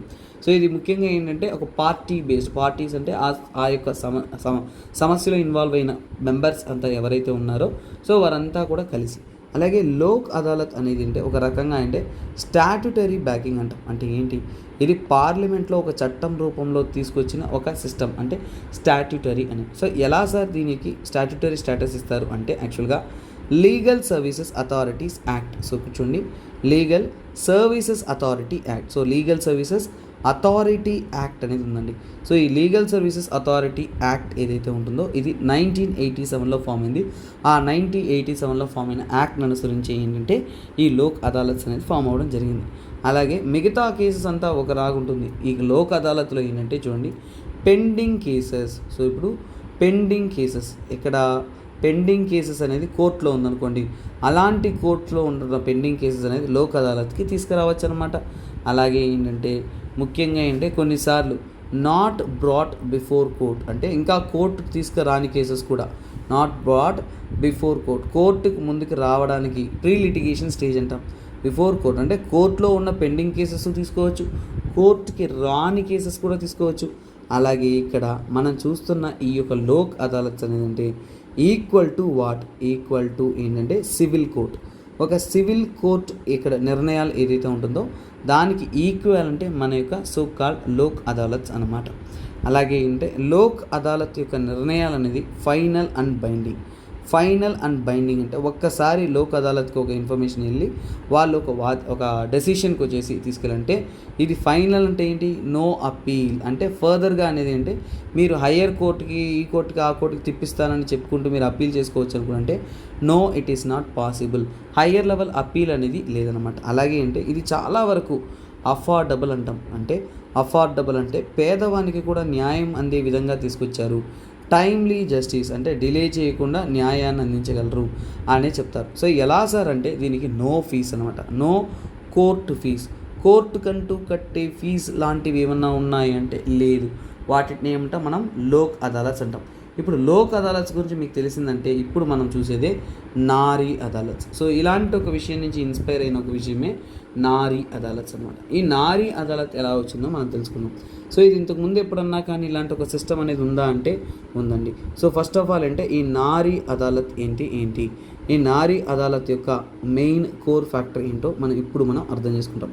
సో ఇప్పుడు ఈ విషయానికి వచ్చారంటే ఇది యాక్చువల్గా ఏంటంటే ఇది ఒక స్కీమ్ లాగా ministry of women and child development ఎవరి తరపు నుంచినండి? Ministry of women and child development ఏదైతే ఉంటుందో వారి యొక్క అండర్లోనే ఏంటంటే చూడండి ఒక స్కీమ్ అనేది ఉంది. ఏంటది? సో మిషన్ శక్తి. ఏమిటది? మిషన్ శక్తి ఉంది. ఆ మిషన్ శక్తిలో భాగంగా ఒక సబ్ స్కీమ్ ఉంది. దాన్ని ఏమంటాం అంటే సంబాల్ స్కీమ్ అనేది ఉంది. సో అందులో భాగంగా ఏంటంటే దీనికి అండర్లో ఏంటంటే ఉమెన్ సేఫ్టీని, మహిళల యొక్క సేఫ్టీని అష్యూర్ చేయాలి, వాళ్ళని మనం సంరక్షించాలి, సెక్యూరిటీని ఇవ్వాలి, సెక్యూరిటీతో పాటు వారికి ఎంపవర్మెంట్ అనేది ఇవ్వాలి అని నిర్ణయించుకున్నాను అనమాట. సో దానికోసం తీసుకున్న ఒక స్కీమే ఇది. సో అలాగే ఈ స్కీమ్ నారీ అదాలత్ అనేది అంటే పైలట్ బేసిస్లో ఇంట్రడ్యూస్ చేయబోతుంది. పైలట్ బేసిస్లో పూర్తి స్థాయిలో ఇండియా అంతా కాదు, కొన్ని ప్రాంతాల్లో మాత్రమే. అందులో వాళ్ళు చూస్ చేసుకుంది అంటే ముఖ్యంగా అస్సాం కానీ, జమ్మూ అండ్ కాశ్మీర్ కానీ, ఇంకా ఇతర కొన్ని ప్రాంతాల్లో అనేది వారు పైలట్ బేసిస్లో ఒక 6 నెలలు ఇంప్లిమెంట్ చేస్తారు. ఎలా సక్సెస్ఫుల్ అవుతుందో చెక్ చేస్తున్నారు. ఇది గ్రామ స్థాయిలో ఇంప్లిమెంట్ చేస్తున్నారు కాబట్టి ఇది ఖచ్చితంగా ఏంటంటే ఎవరి యొక్క అండర్లో ఉంటుందంటే ministry of Panchayat Raj. So చూడండి, మినిస్ట్రీ ఆఫ్ పంచాయత్ రాజ్ ఏదైతే ఉంటుందో ఈ పంచాయత్ రాజ్ యొక్క కంట్రోల్లోనే ఇది రన్ అనేది అవుతుందన్నమాట. అంటే ministry of rural development and Panchayat Raj అని చెప్పొచ్చు. అలాగే ఏంటంటే ఇది ఎక్కడి నుంచి ఇన్స్పైర్ అయింది? ఇంతకుముందు ఇలాంటి ఒక సిస్టమ్ ఉందా అంటే మనకి ముందు ఒక సిస్టమ్ ఉండేదండి. దాన్ని అంటే పరివారిక్. సో చూడండి, పరివారిక్ మహిళా లోక్ అదాలత్ అంటే ఫర్ ఎగ్జాంపుల్ అంటే పీపుల్స్ కోర్ట్ ఆఫ్ ఉమెన్ అంటారు. సో లోక్ అదాలత్స్ అంటే మహిళల కోసం ఒక కోర్ట్ అనేది ఉంది. సో ఇది ఏంటంటే NCW అంటారు, నేషనల్ కమిషన్ ఫర్ ఉమెన్ తరపు నుంచి కూడా 2014 and 15 ఆ కాలంలో అనేది నడిపిస్తూ ఉన్నారు. తర్వాత లేదు, కానీ ఇప్పుడు వచ్చిన ఈ నారీ అదాలత్ అనేది దాని నుంచి ఒక ఇన్స్పిరేషన్గా వచ్చిందని చెప్పుకోవచ్చు. సరే, ఇప్పుడు డీటెయిల్స్. ఈ నారీ అదాలత్ యొక్క కొన్ని డీటెయిల్స్ అనేది మీకు చాలా ఇంపార్టెంట్ ఎగ్జామ్ పాయింట్ ఆఫ్ వ్యూలో, అదే నేను మీకు అందిస్తున్నాను అనమాట. సో ఇందులో ఏంటంటే చూడండి, విలేజ్. సో ఇప్పుడు ఏంటి నారీ అదాలత్ అనేది విలేజ్లో, ఆ విలేజ్లో ఏంటంటే 7 to 9 మెంబర్స్ అనేది ఉంటారు. సో ఏంటి, ఒక నారీ అదాలత్లో ఏంటంటే 7 to 9 మెంబర్స్ ఉంటారు. వారిని ఏమంటాం? నారీ శక్తి. సో ఏంటంటే న్యాయ సఖి. వాళ్ళని ఏమంటుంటే న్యాయ సఖి. ఏమంటాం మనం? 7 to 9 మెంబర్స్ ఉన్నారు. వాళ్ళని ఏమంటాం మనం? న్యాయ సఖి అని అంటాం. సో న్యాయ సఖీస్ అని అంటారు. వీళ్ళని ఏంటి? Legal friends. ఏమంటాం మనం దాన్ని? లీగల్ ఫ్రెండ్స్ అని అంటాం. సో వీరు అనేది ఉంటారన్నమాట. సో ఇక్కడ క్లారిటీ అనేది వచ్చింది. సో ఇక్కడ మనం ఇంకా ఫర్దర్గా డీటెయిల్స్ చదువుతున్నామంటే వీళ్ళంతా ఏంటి? ఈ యొక్క న్యాయ సఖీస్ ఎవరు, ఎలా ఫామ్ అవుతారు అంటే ఇందులో ఏంటంటే 2 points. హాఫ్. సో ఒక హాఫ్ ఎవరు ఉంటారంటే చూడండి, గ్రామ పంచాయతీలో, సో మన గ్రామ పంచాయత్ ఏదైతే ఉంటుందో ఆ పంచాయతీలో ఉంటున్న ఎలక్టెడ్ అంటే ఎన్నుకోబడిన ఓన్లీ మహిళలు ఉంటారు అనమాట. ఎలక్టెడ్ ఉంటారు. తర్వాత ఇంకో హాఫ్ ఎవరు ఉంటారంటే నామినేటెడ్. సో నామినేటెడ్ ఎవరు ఉంటారు నాన్న? విలేజ్ నుంచి కూడా నామినేట్ చేయడం జరుగుతుంది. విలేజ్ ప్రజలచే నామినేట్ చేయబడిన వాళ్ళు, విలేజర్స్చే నామినేట్ చేయబడిన వాళ్ళు. అందులో ముఖ్యంగా ఏంటంటే కొన్ని ప్రముఖ స్థాయిలో ఉంటున్నవారు. ఫర్ ఎగ్జాంపుల్ అంటే టీచర్స్ కానీ, అలాగే డాక్టర్స్ కానీ, తర్వాత ఏంటంటే సోషల్ వర్కర్స్ అంటే సమాజ సేవ, సంఘ సేవలో ఉంటున్నవారు. సో ప్రామినెంట్గా ఉంటున్న వారిని వాళ్ళు చూస్ చేసుకుంటారనమాట వీటి యొక్క నిర్ణయాలు తీసుకోవడానికి. సో అలాగే ఏంటంటే ఇక్కడ వీళ్ళ యొక్క హెడ్. సో ఇవన్నీ చూశారు, వీళ్ళకి హెడ్ ఉండాలి కదా. సో హెడ్ని ఏమంటారు అంటే దాన్నే మనం ఏంటంటే ముఖ్య న్యాయ సఖి. సో ఏమంటాం మనం? ముఖ్య న్యాయ సఖి. సో ఏమంటాము? ముఖ్య న్యాయ సఖి అంటాం. సో వాళ్ళే ఏంటంటే హెడ్గా అనేది యాక్ట్ అవుతుంటారు. సో ఇక్కడ హెడ్గా ఉంటున్న వారు అంటే పర్మనెంటా, ఎన్ని ఏళ్ళు ఏంటి అని తీసుకున్నామంటే వాళ్ళు చీఫ్ లీగల్ ఫ్రెండ్ అంటే చీఫ్ అని అంటాము.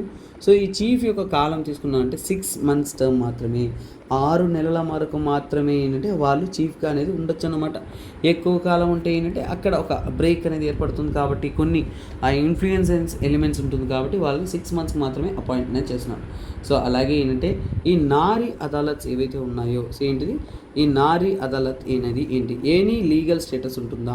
ఏదైనా అది లీగల్గా చట్టపూరితంగా ఉంటుందా అంటే ఇది చూడండి, ఇది నో లీగల్ స్టేటస్. ఒక ఆన్సర్ అంటే నో లీగల్ స్టేటస్ అన్నమాట. దీనికంటూ లీగల్ స్టేటస్ అనేది ఏమీ లేదు. కాకపోతే వీళ్ళకి ప్రైమరీ ఫోకస్ ఏంటి? మహిళలకు వాళ్ళ హక్కుల గురించి తెలియడానికి, వాళ్ళ ప్రాబ్లమ్స్ సాల్వ్ చేయడానికి, అవగాహన కలిగించడానికి, అలాగే ఏంటంటే కొన్ని ఇండివిజువల్ కేసెస్ మహిళలకు సంబంధితమైన సమాజంలో ఉంటున్న సమస్యలను సాల్వ్ చేయడానికి, వాటన్నిటినీ కూడా ఓవర్కమ్ చేయడానికి, ఓవరాల్ సొల్యూషన్ తేవడానికి ఈ యొక్క సిస్టమ్ అనేది తీసుకొచ్చారనమాట. దట్ ఈస్ నారీ అదాలత్. అలాగే స్టూడెంట్స్, మీకోసం అద్భుతమైన ఎన్సీఆర్టీ ఫౌండేషన్ కోర్స్ అందిస్తున్నాం. సో ఎవరైతే కావాలనుకున్నారో వారు 10,000 రూపీస్కి ఈ కోర్స్ అనేది తీసుకొని క్వాలిటీ ప్రిపరేషన్ అనేది చేయొచ్చు అనమాట. సో నెక్స్ట్ ఆర్టికల్ చూడండి. సో ఇది మనం నోట్స్ రాయాల్సిన అవసరం లేదు, ఎందుకంటే వీళ్ళు ఇచ్చిన ఆర్టికలే చాలా అద్భుతంగా ఇచ్చినారు. కొన్నిసార్లు ఆర్టికల్ క్వాలిటేటివ్గా ఉంటున్నప్పుడు మళ్ళీ నోట్స్ రాయాల్సిన అవసరం, ఆ ఆర్టికల్ చదివితే బాగుంటుంది. ఆ విధంగా ఏంటంటే ఆయుష్మాన్ భారత్ హెల్త్ సెంటర్స్ అనేది స్థాపించారు మన గవర్నమెంట్ తరఫు నుంచి. ఈ ఆయుష్మాన్ భారత్ హెల్త్ సెంటర్స్ ఏవైతే ఉన్నాయో, సో ముఖ్యంగా ఏంటి, ఒక wide range of health services అనేది అందరికీ అందించాలి. అందుకోసం ఏంటంటే ఒక హెల్త్ వెల్నెస్ సెంటర్స్ అనేది స్థాపించారు. అలాగే ప్రధానమంత్రి ఆరోగ్య యోజన ప్రకారం అంటే 5 లక్షల దాకా పర్ ఇయర్ అనేది హెల్త్ ఇన్సూరెన్స్ కూడా ఇస్తున్నారు 10 కోట్ల ప్రజలకు కాను. పేదవారికి కూడా ఇలాంటి సదుపాయం అనేది కల్పిస్తున్నారు. మొత్తానికి అంటే ప్రైమరీ హెల్త్ సెంటర్స్ ద్వారా ఒక క్వాలిటేటివ్ ఆరోగ్యాన్ని అందించడం కోసం గవర్నమెంట్ స్థాపించింది ఆయుష్మాన్ భారత్ హెల్త్ సెంటర్స్ అనమాట. ఈ ఆర్టికల్ ఏంటి, సెంట్రల్ గవర్నమెంట్ అనేది ఇంకా ఎక్కువ సర్వీసెస్ అనేది అందులో యాడ్ చేస్తున్నారు అని చెప్తున్నారు. అంటే ఇంతకు ముందు అందిస్తున్న సేవల కంటే కూడా ఎక్కువ సేవలు అనేది అందిస్తారు. సో అది ఏంటో మనం చదువుకుందాం. సో ఇక్కడ చూడండి, Ayushman Bharat health wellness centres AVHWC programme ద్వారా ఏంటంటే గవర్నమెంట్ అనేది సుమారుగా 1.6 lakh సెంటర్స్ అనేది స్థాపించారు. అందులో ఏంటంటే సుమారుగా 178 crores కంటే ఎక్కువ మంది ఏంటంటే బెనిఫిట్ అనేది పొందారనమాట. సో అలాగే ఏంటి హెల్త్ మినిస్ట్రీ యొక్క డేటా ప్రకారం ఏంటి, సో ఇందులో ఉంటున్న సేవలు ఏవైతే ఉన్నాయో మేము ఇంకా అనేది ఎక్స్ప్లోర్ చేయబోతున్నాం. అందులో వారు ఏమేమి ఎక్స్ట్రా సేవలు అందిస్తున్నారు అనేది క్వశ్చన్.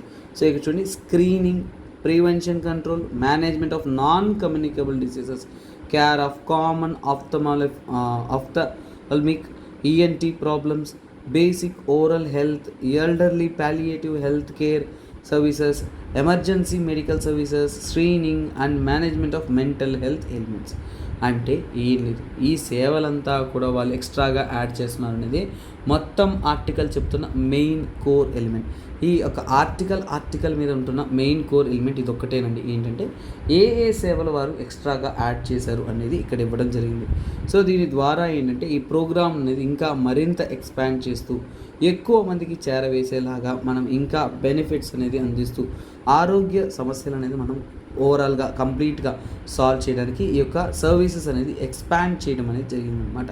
ఎందుకే ఏంటంటే మెడిసిన్ ద్వారా అంటే ఇప్పుడు దీని ద్వారా ఏంటంటే 171 medicines at primary health care and health wellness centre and 105 the secondary centre. So మొత్తానికి ఏంటి, చాలా వరకు ఈ యొక్క డయాగ్నోస్టిక్స్ అంటే ఏంటి, మనకి జబ్బు వస్తుందంటే జబ్బును వస్తుందా లేదా కనుక్కోవడాన్ని డయాగ్నోస్టిక్స్ అంటాం. సో అలాంటి ఒక అద్భుతమైన స్టడీ ఇవన్నీ కూడా ఏంటో వాళ్ళు క్వాలిటేటివ్ అనేది ఇంకా ఎక్కువగా ఎఫిషియెంట్గా మనకి ఆరోగ్యాన్ని కేర్ చేయడానికి సోషల్ హెల్త్ కేర్ యాక్టివిటీస్ని ఇన్వాల్వ్ చేసుకుంటూ ఇందులో కొన్ని పోస్టింగ్స్ కూడా వాళ్ళు క్రియేట్ చేశారనమాట. అంటే కొత్త క్యాడర్ కూడా యాడ్ చేయడం జరిగింది. ఆ క్యాడర్ కూడా ఎక్కడెక్కడో ఇచ్చి ఉంటారు, wait I will tell you. So ఇక్కడ చూడండి, the goal to provide comprehensive health care. So ఓవరాల్గా ఏంటి, ఒక క్వాలిటేటివ్ హెల్త్ కేర్ అందించడానికి ఏంటంటే వారు ఇంకా మరింత ఇనిషియేటివ్స్ అనేది తీసుకొస్తూ వస్తున్నారు. సో అందులో వారు తీసుకొచ్చిన ఇంకో పోస్ట్ ఏంటంటే, సో రీసెంట్గా అంటే కమ్యూనిటీ హెల్త్ ఆఫీసర్, ఏమిటంటారు దాన్ని, కమ్యూనిటీ హెల్త్ ఆఫీసర్ అంటాం. ఈ కమ్యూనిటీ హెల్త్ ఆఫీసర్ పోస్ట్ కూడా తెచ్చారనమాట. ఈ కమ్యూనిటీ హెల్త్ ఆఫీసర్ అనే వారు ఏంటంటే ఆ డబుల్ ఎండెడ్ వర్క్ అనేది చేస్తూ ఉంటారు. సో ఈ పొజిషన్స్ అంతా కూడా ఫిల్ చేస్తున్నారు, స్టేట్ లెవెల్లో అన్ని ప్రాంతాల్లో ఫిల్ చేస్తున్నారు. వీళ్ళేంటి క్లినిక్స్, చూడండి క్లినీషియన్స్ అంటే క్లినిక్లో పనిచేసే వాళ్ళు అంటే మెడిసిన్ చదివి మెడిసిన్ కేర్ మాత్రమే కాకుండా పబ్లిక్ హెల్త్ మేనేజర్స్ అంటే వాళ్ళకి హాస్పిటల్లో వచ్చిన ట్రీట్మెంట్ చేయడం మాత్రమే కాకుండా ప్రజా ఆరోగ్యం మీద నిఘా ఉంచడం కోసం పబ్లిక్ హెల్త్ మేనేజర్స్గా కూడా ఏంటంటే వీళ్ళకంటూ ఏంటంటే పోస్టింగ్స్ ఇవ్వడం జరిగింది.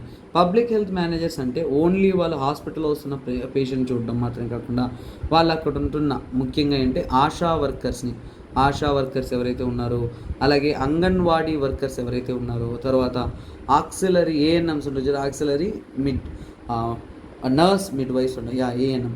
సో వీరందరినీ కూడా వాళ్ళు లీడ్ చేస్తూ ఫార్వర్డ్ చేస్తూ ఓవరాల్ మెడికల్ కేర్ అనేది ప్రతి ఒక్కరికి అందించడానికి అనేది వర్క్ చేస్తున్నారు అనమాట. This is the overall conclusion of this article. So students, next question ఏంటంటే China limiting export of raw materials. So ఇక్కడ కొన్ని టెక్నికల్ టర్మ్స్ మీద మనకు ఒక ఐడియా ఉండాలి. సో వాటిని మీకు ఫస్ట్ క్రియేట్ చేస్తాను, తర్వాత మనం చదువుదాం. సో చూడండి, చిప్ వార్ అంటే ఏంటి? రీసెంట్గా జరుగుతున్న చిప్ వార్ అనేది ఏ దేశాల మధ్య జరుగుతుందో అడుగుతారు, గుర్తుపెట్టుకోండి. చిప్ వార్ అనేది యూఎస్ అండ్ చైనా మీద జరుగుతుంది. ఎందుకంటే చిప్ వార్ అనేది యూఎస్ అండ్ చైనా మీద అంటే ఈ రెండు దేశాల మధ్య ట్రేడ్ అండ్ టెక్నాలజీ మీద చాలా పోటీ, అంటే కాన్ఫ్లిక్ట్ అనేది జరుగుతుంది. అంటే హోరాహోరీగా రెండు దేశాలు కూడా ట్రేడ్ అండ్ మన యొక్క టెక్నాలజీ మీద పోరాటం అనేది చేస్తున్నారు. సో ఆ విధంగా జరుగుతున్న పోరాటాన్ని మనం సింపుల్గా చదవాలంటే, ఈ రెండు దేశాలు కూడా దేని మీద డిపెండెంట్? సో ఈ రెండు దేశాలు కూడా డిపెండెంట్ వేటి మీద? తాయివాన్ మీద. ఏంటి సార్ మధ్యలో తాయివాన్ ఎందుకు వచ్చింది సార్? తాయివాన్ అనేది ఒక కాన్ఫ్లిక్ట్ ప్లేస్ బిట్వీన్ చైనాతో కాన్ఫ్లిక్ట్ ఉంటున్న ఒక కంట్రీ. కాకపోతే తాయివాన్ వచ్చేసి వరల్డ్ లీడర్ ఇన్ చిప్స్. చూడండి, చిప్స్ అంటే మీరు చేసి తినే పొటాటో చిప్స్ కాదు, వరల్డ్ లీడర్ అంటే ప్రపంచవ్యాప్తంగా ఉంటున్న అన్ని దేశాల్లో చీఫ్ అండ్ ఇంపార్టెంట్ పర్సన్గా చెప్తుంటాము. సో కాల్డ్ మన యొక్క తాయివాన్ని. ఎందుకంటే వాళ్ళు 60% చూడండి, ప్రపంచంలో ఉంటున్న 60% చిప్స్ అంటే సెమీ కండక్టర్ చిప్స్. ఏంటిది? సెమీ కండక్టర్ చిప్స్ అనేది మ్యానుఫ్యాక్చరింగ్ అనేది చేస్తున్నారనమాట. సో మొత్తానికి ప్రపంచంలో ఉంటున్న 60% సెమీ కండక్టర్స్ అనేది ఎక్కడ మ్యానుఫ్యాక్చరింగ్ అవుతున్నాయి అని తీసుకున్నాము అంటే దట్ విల్ బీ మ్యానుఫ్యాక్చరింగ్ ఎక్కడ? తాయివాన్లో అనమాట. సో అప్పుడు ఈ యొక్క తాయివాన్ అనేది ఒక సెన్సిటివ్ లొకేషన్గా మారిపోయింది. రెండు దేశాలు కూడా ఆ యొక్క తాయివాన్ మీద డిపెండెంట్ కాబట్టి. అలాగే వీళ్ళిద్దరి మధ్య ఏంటంటే బార్డర్ డిస్ప్యూట్, అంటే చైనాకి అలాగే తాయివాన్కి అంటే బార్డర్ డిస్ప్యూట్ కానీ వీళ్ళ రెండు దేశాల మధ్య ఒక పోరాటం అనేది కొనసాగుతుంది ఎప్పటి నుంచో. సో అలాగే యూఎస్ అనేది టెన్షన్ పడుతూ ఉన్నారు. ఎందుకంటే ఇఫ్ చైనా బ్లాక్స్, ఒకవేళ చైనా అనేది దేశం వచ్చేసి తాయివాన్ని బ్లాక్ చేసిందంటే అప్పుడు వరల్డ్ వైడ్ అనేది చూడండి గ్లోబల్ షార్టేజ్. ఏంటి? Global chip shortage. చిప్ అంటేనే మీరు ఒకటి అర్థం చేసుకోవాలా, సో కాల్డ్ మన యొక్క semi conductor. Global chip shortage వచ్చే అవకాశం ఉంది కాబట్టి భయపడుతున్నారు యూఎస్ కూడా. అలాగే ఏంటంటే ఇక్కడ వీరిద్దరూ కూడా ఒకరికొకరు డామినెన్స్ చేయడం వల్ల రానున్న కాలంలో ఒకవేళ చైనా డామినేట్ చేసింది అంటే వాళ్ళు ఆధునికమైన వెపనరీ కానీ ఆధునికమైన టెక్నాలజీ కానీ ఇవన్నీ కూడా వాళ్ళు ఎక్కువగా డెవలప్ చేసేస్తారు అనే భయంతో అనేది ఉన్నారు.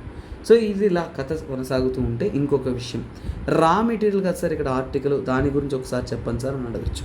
సో ఇక్కడంటే ఈ సెమీ కండక్టర్స్ ఏవైతే ఉన్నాయో, ఈ సెమీ కండక్టర్ చిప్స్ ఏవైతే ఉన్నాయో వాటిని తయారీ చేయడానికి మనకి రెండు ముఖ్యమైన రా మెటీరియల్స్ కావాలి. చూడండి, రా మెటీరియల్స్ అనేది ముఖ్యంగా ఏంటి? దేనికి? చిప్ మేకింగ్కి.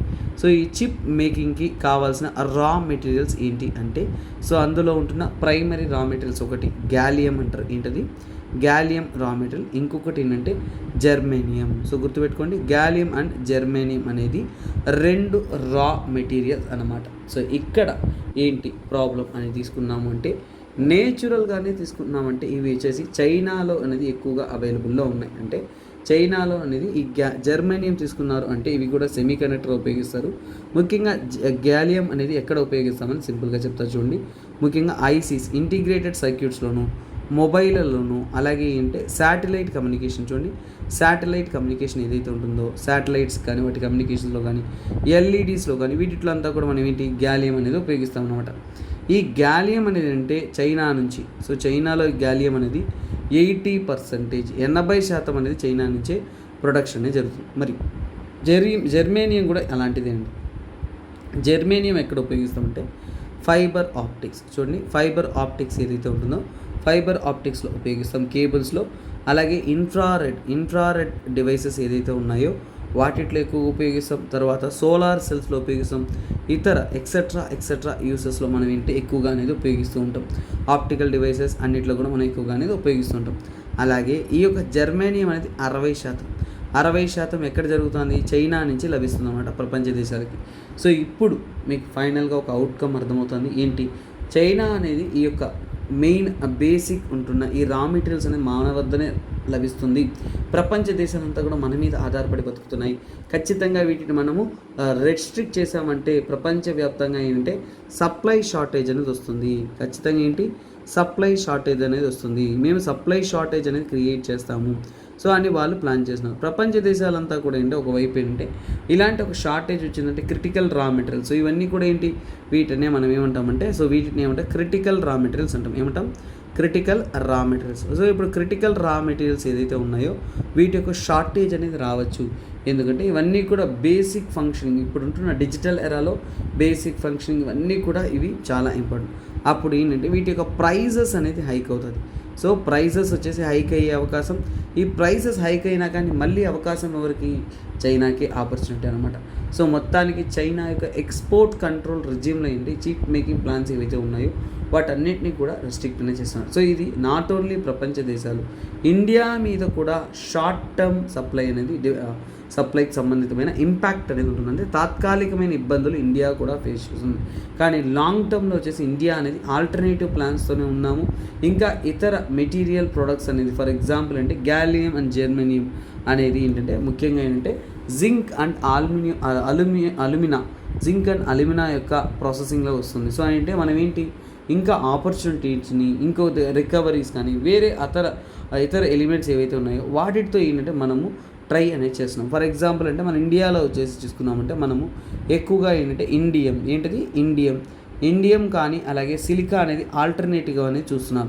సో సిలికాన్ వీటిని ఆల్టర్నేటివ్గా చూడడం వల్ల ఏంటంటే ఈ యొక్క ప్రాబ్లమ్ని మనం ఓవర్కమ్ చేయొచ్చు అని చెప్తారు. మీరు చదివారంటే అదొక పెద్ద ఆర్టికల్ అండి, మనం అర్థం చేసుకున్నాం అనుకోండి అవుట్కమ్ చాలా సింపుల్. సో అందుకని సింపుల్గా చెప్తామనేసి నేను మీకు అవుట్కమ్గా సింపుల్గా అనేది మీకు ఈ ఆర్టికల్ యొక్క ఓవర్వ్యూ అనేది చెప్తున్నాను అన్నమాట. సో నెక్స్ట్ ఆర్టికల్ చూడండి. So one of the beautiful article in your science and tech అండి. సో ఇది దేని గురించి మాట్లాడుతుందంటే క్లోతో ఇంజెక్షన్ గురించి మాట్లాడుతుంది. So first of all injection పక్కన పెట్టండి, ఈ క్లోతో అనేది ఏంటో మనం స్టడీ చేద్దాం. సో అప్పుడే మనకి సబ్జెక్ట్ అనేది క్లియర్గా అర్థమవుతుంది. సో ఫస్ట్ ఈ క్లోతో విషయానికి వస్తున్నామంటే క్లోతో అనేది యాక్చువల్గా ఏంటి ఇట్ ఈస్ ఏ ప్రోటీన్ అనమాట. ఇది ఒక ప్రోటీన్. ఈ ప్రోటీన్ అనేది ఎక్కడ ప్రొడ్యూస్ అవుతుందంటే ముఖ్యంగా కిడ్నీస్. ఎక్కడ ప్రొడ్యూస్ అవుతుంది? కిడ్నీస్లో అనేది ఏంటి ఇది కిడ్నీస్ ప్రొడ్యూస్ చేస్తాయి ఈ క్లోతో ప్రోటీన్ అనమాట. సో ఇక్కడ ఏంటంటే klotho injection helps boost memory in rhesus monkeys. So ముఖ్యంగా ఏంటి ఇది ఎక్కడ టెస్ట్ చేశారు? మంకీస్లో. ఏంటంటే ఈ క్లోతో అనేది ఏంటంటే చాలా వరకు ఏంటంటే ఆక్సిడేటివ్ స్ట్రెస్, మన బ్రెయిన్లో ఉన్న ఆక్సిడేటివ్ స్ట్రెస్ ఏదైతే ఉంటుందో వాటిని ఏంటంటే తగ్గించే అవకాశం ఉంటుంది. ఏజ్ రిలేటెడ్ ప్రాబ్లమ్స్ ఏదైనా ఉందో సో వాటిని సాల్వ్ చేయడంలో ఎఫెక్టివ్గా అనేది ఉందన్నమాట. ఇది కిడ్నీలో ప్రొడ్యూస్ అయినా కానీ మనకి బ్రెయిన్లో అనేది ఇవి చాలా వరకు ఫంక్షనింగ్ అనేది క్వాలిటీగా ఉంది. ఇంకా ఏంటంటే మన యొక్క కాగ్నిటివ్ ఫంక్షన్ అంటే ఏంటి? మనకి తెలివిని ఎక్కువగా బూస్ట్ చేస్తుంది. సో కాగ్నిటివ్ ఫంక్షన్ అనేది మనకి మెమరీ అనేది బూస్ట్ చేస్తుందని చెప్తున్నారు. సో ఎలాగైతే ఇది మెమరీని బూస్ట్ చేస్తుంది అనేది ఇక్కడ టెస్ట్ అనేది ప్రూవ్ అయిందో, ఫర్ ఎగ్జాంపుల్ ఇక్కడ ఇచ్చిన చూడండి, ఈ యొక్క రీసస్ మెకాక్యూస్ అనేది 22 years ఓల్డ్. అంటే ఏంటంటే ముఖ్యంగా 22 years ఓల్డ్ అంటే మన హ్యూమన్ ఏజ్ కానీ వాటి కంపేర్ చేసుకున్నప్పుడు ఒక 65 ఏళ్ళ ముసలోళ్ళతో సమానం అనమాట. అంత ఓల్డ్ ఉంటున్న ఒక మంకీకి వీళ్ళు ఇచ్చినప్పుడు ఏంటంటే అది అందులో ఉంటున్న ఫుడ్ ఇవన్నీ ఎక్కడ దాచిపెట్టుకున్నాము ఇతర విషయాలు అనేది బాగా మెమరీ చేసి గుర్తుపెట్టుకోదగింది అనమాట. అంటే ఏంటి చాలా వరకు వీటిని అంటే మెమరీ బూస్టింగ్కి ఉపయోగపడచ్చు అనమాట. ఎప్పుడైతే ఇది చాలా వరకు మెమరీ కానీ వీటిని సాల్వ్ చేయగలదో ఇది న్యూరో జనరేటివ్ డిసీజెస్ని సాల్వ్ చేయడానికి మన హ్యూమన్స్లో కూడా న్యూరో జనరేటివ్ డిసీజెస్ని సాల్వ్ చేయడానికి అనేది ఈ యొక్క క్లోతో అనేది యూస్ అవుతుంది అనేది మనకి క్లియర్గా అనేది కనిపిస్తుంది అనమాట. That is the value of this klotho. So guys already time 2 అవబోతుంది midnight. So I will conclude this. So ఈ ఆర్టికల్ నేను కన్క్లూడ్ చేస్తాను. ఓవరాల్గా ఏం లేదండి, మనము చాలామంది మందు తాగుతున్న వాళ్ళందరికీ కూడా కనెక్ట్ అయ్యే విషయం ఇది. సో ఏంటి, మందు తాగితే ఆరోగ్యం బాగుపడుతుంది, నా హార్ట్కి హెల్త్కి మంచిది, సో రోజు ఒక పెగ్గేస్తారు నాకు ఆరోగ్యం మంచిదని చెప్తుంటారు. సో ఇలా అందరూ చెప్తున్నారు కదా, అలా చెప్పడానికి కారణం ఏంటంటే చూడండి, so can consuming small amount of alcohol daily help keep your heart in good shape is a common question. అందరికీ కూడా డాక్టర్లు చెప్పారు కొద్దిగా మందేస్తే మంచిదనేసి, ఇవన్నీ చెప్తున్నారు కదా. అలా చెప్పడానికి కారణం ఏంటి? It was presumed benefit of moderate alcohol. ఏంటి, మొట్టమొదటిసారి 1926లో ఒక బుక్లో అనేది పబ్లిష్ చేశారు. అమెరికన్ బయాలజిస్ట్ అయిన Raymond Pearl based on multiple patient case histories, చాలా పేషెంట్ కేస్ హిస్టరీస్ అన్నీ చదివి 1926లో ఒక స్టడీ అనేది చేసి ఒక బుక్ అనేది రిలీజ్ చేశారనమాట. అందులో ఏం చేశారంటే హెవీ డ్రింకర్కైనా కన్నా కానీ మనము చాలా తక్కువగా అంటే ఒక మోడరేట్గా ఒక్కొక్క పెగ్గు తాగుతున్న ఆల్కహాల్ డ్రింకర్స్ అందరికీ కూడా ఒక మంచి బెనిఫిట్ ఉంటుందని చెప్పారు. అంటే ఫస్ట్ ఏంటంటే ఇస్మిక్ చూడండి, ఇస్కెమిక్ హార్ట్ డిసీజ్ అంటారు. అవి ఏంటంటే మోడరేట్ ఆల్కహాల్ యూస్ వల్ల తగ్గుతుందని చెప్పారు 1926లో ఒక స్టడీ. సో ఆ స్టడీస్ చెప్పడం వల్లనే ఈరోజు ప్రతి ఒక్కరూ కూడా అంటే మందు తాగితే గుండెకు మంచిది, మీ గుండెలో భారం తగ్గుతుంది, చాలా వరకు మీకు బెటర్గా అనేది ఒక హార్ట్ డిసీజ్ తగ్గుతుంది అంటున్నారు. బట్ నిజమేంటంటే కొద్దిగా స్ట్రెస్ అనేది ఉంటుంది. ఆ స్ట్రెస్ రిలేటెడ్ యాక్టివిటీస్లో ఏంటంటే బ్రెయిన్ నెట్వర్క్ యాక్టివిటీస్ వల్ల ఏంటంటే కొద్దిగా రిడక్షన్ అనేది చూడొచ్చు అని చెప్పేసి అప్పట్లో రిలీజ్ అయింది. కానీ రీసెంట్గా 2023లో ఒక స్టడీస్ అనేవి చేశారు హెల్త్ బెనిఫిట్స్ రిలేటెడ్గా. అంటే ఆరోగ్య సమస్యల పరంగా మోడరేట్ ఆల్కహాల్ కానీ మీరు తాగుతున్నారంటే ఏమని, మీరు ఫర్ ఎగ్జాంపుల్ అంటే way of particular because of healthier life style, అంటే మోడరేట్గా ఆల్కహాల్ తాగితే నాకు మంచిది అని అనుకొని గుండె హార్ట్ హెల్త్ మంచిది అనుకొని మీరు వాడుతున్నారంటే ఖచ్చితంగా ఈ సర్వే మీరు చదవాల్సింది. ఏంటంటే ఇక్కడ హార్ట్ డిసీజ్ రిస్క్ అనేది ఇంక్రీజ్ అవుతుందని చెప్తున్నారు. అంటే ఏంటి, ఏదో మందు తాగితే గుండెకు మంచిది, లివర్కి మంచిది, లంగ్స్కి మంచిది అనేదంతా కూడా లేదు. ఈ రిపోర్ట్ ప్రకారం ఏం చెప్తున్నారు అంటే మీకు హార్ట్ రిస్క్ పెరిగే అవకాశం ఉంది any amount of alcohol intake. అంటే సార్ నేను ఎక్కువ తాగొచ్చాను కదా, మీరు తక్కువ ఆల్కహాల్ తాగినా ఎక్కువ ఆల్కహాల్ తాగినా ఈ యొక్క రిపోర్ట్లో ఏం చెప్తున్నారంటే ఇట్ ఈస్ రిస్కియర్, ఖచ్చితంగా మనకి మంచిది కాదు. అంటే చాలా వరకు క్యాన్సర్ రిలేటెడ్ డెత్స్ని కూడా ఇంక్రీజ్ చేసే అవకాశం అనేది కూడా ఉందని చెప్తున్నారు. ఇంకా చెప్పాలంటే హెడ్ అండ్ నెక్ క్యాన్సర్స్ వచ్చే అవకాశాలు 2 నుంచి 4 రెట్లు ఎక్కువ అని చెప్తున్నారు. అలాగే మీ యొక్క లైఫ్ ఎక్స్పెక్టెన్సీ, మందు తాగితే ఎక్కువ కాలం మీరు బతకరండి, అది క్లియర్గా అనేది ఇక్కడ చెప్తున్నారు అన్నమాట. తర్వాత మనకి ఫిజికల్ యాక్టివిటీ, మీరు రెగ్యులర్గా మందు తాగడానికన్నా కానీ ఒక 15 to 20 minutes ఏదో ఒక రకమైన ఫిజికల్ యాక్టివిటీ ఆల్కహాల్ యూస్ కన్నా కానీ ఇలాంటి ఒక ఫిజికల్ యాక్టివిటీస్లో ఇన్వాల్వ్ అవుతున్నాడు, మీ ఆరోగ్యం అనేది బెటర్ అవుతుంది అనేది క్లియర్గా చెప్పారు. సో ఇంతకుముందు ఏదైతే ఒకే ఒక బుక్లో రాయబడిన దాన్ని బట్టి వాళ్ళు చెప్పారు, కానీ ఇప్పుడు ఒక బుక్ నుంచో ఎక్కడి నుంచో చెప్పబడింది కాదు, మల్టిపుల్ స్టడీస్ అంటే కార్డియోవాస్కులర్ డయాబెటాలజీ వారి తరపు నుంచి స్టడీ చేస్తూ ఇంకా మెడిసినల్ జర్నల్స్ కానీ అఫీషియల్గా అమెరికన్ కాలేజ్ ఆఫ్ కార్డియాలజీ వీళ్ళందరూ కూడా స్టడీ చేసి అబ్జల్యూట్గా వాళ్ళు ఇచ్చిన రిపోర్టే ఇదండి. సో ఏంటి, సో ఇక్కడ చెప్పడం ఏంటి, సో ఇంత ముందు చెప్పడం అంతా కూడా it's not an effective. So ఇప్పుడు రీసెంట్ ఎవిడెన్సెస్ ప్రకారం అవన్నీ అపోహలే. సో ఆల్కహాల్ కన్సంప్షన్స్ ఏంటంటే ఇది మనకి ఎలాంటి ఒక సో కాల్డ్ మన యొక్క బెటర్ అనేది లేదు, ఇంకా మన మెమరీ సెల్స్ని కానీ ఇంకా రీజనింగ్ స్కిల్స్ని కానీ వాటిని ఇంపేర్ చేస్తుంది, మీ యొక్క బ్రెయిన్ని కూడా ఏంటంటే ఇది డౌన్ గ్రేడ్ చేస్తుంది, మీ యొక్క ఆరోగ్యంలో ఉంటున్న ఇమ్యూన్ సిస్టమ్ని డౌన్ గ్రేడ్ చేస్తుంది. ఇంకా చెప్పాలి అంటే ఫర్ ఎగ్జాంపుల్స్ అంటే కొన్ని బ్యాక్టీరియల్ ఇన్ఫెక్షన్స్ ఏదైతే ఉన్నాయో న్యూమోనియా లాంటి ఇన్ఫెక్షన్స్, లంగ్ ఇన్ఫెక్షన్స్, ఇవన్నీ కూడా మనకి ఎక్కువగా అనేది అవుతుందనేది క్లియర్గా అనేది అర్థమవుతుంది. సో ముఖ్యంగా ఏంటంటే ఇక్కడ ఓవరాల్ కన్క్లూషన్ ఏంటంటే సో చూడండి, ఎవరన్నా మందు తాగితే మంచిది, కొద్దిగా తాగితే మంచిది, ఆరోగ్యానికి మంచిదంటే దయచేసి నమ్మకండి. ఇక్కడ మనకి ఎవిడెంట్గా అనేది ఒక హిందూ పేపర్ అనేది ఇండియా వైడ్ సేల్ అవుతుంది, ఇంటర్నేషనల్ జర్నల్స్, వీరైతే ఊరికే చెప్పలేదు. ఎప్పుడో 1926 పురాతన కాలంలో అప్పుడుంటున్న లైఫ్ స్టైల్లో అప్పుడుంటున్న స్టాండర్డ్కి అప్పుడుంటున్న పుస్తకంలో ఒకసారి ఇచ్చారనేసి దాన్ని ఇంకా కూడా మనం అలా వ్యాలిడేట్ చేస్తూ దానికోసం మందు తాగడం అనేది కరెక్ట్ కాదండి. సో ఏదైనా కానీ హానికరం చెప్తున్నారు అంటే ఖచ్చితంగా అది హానికరమే.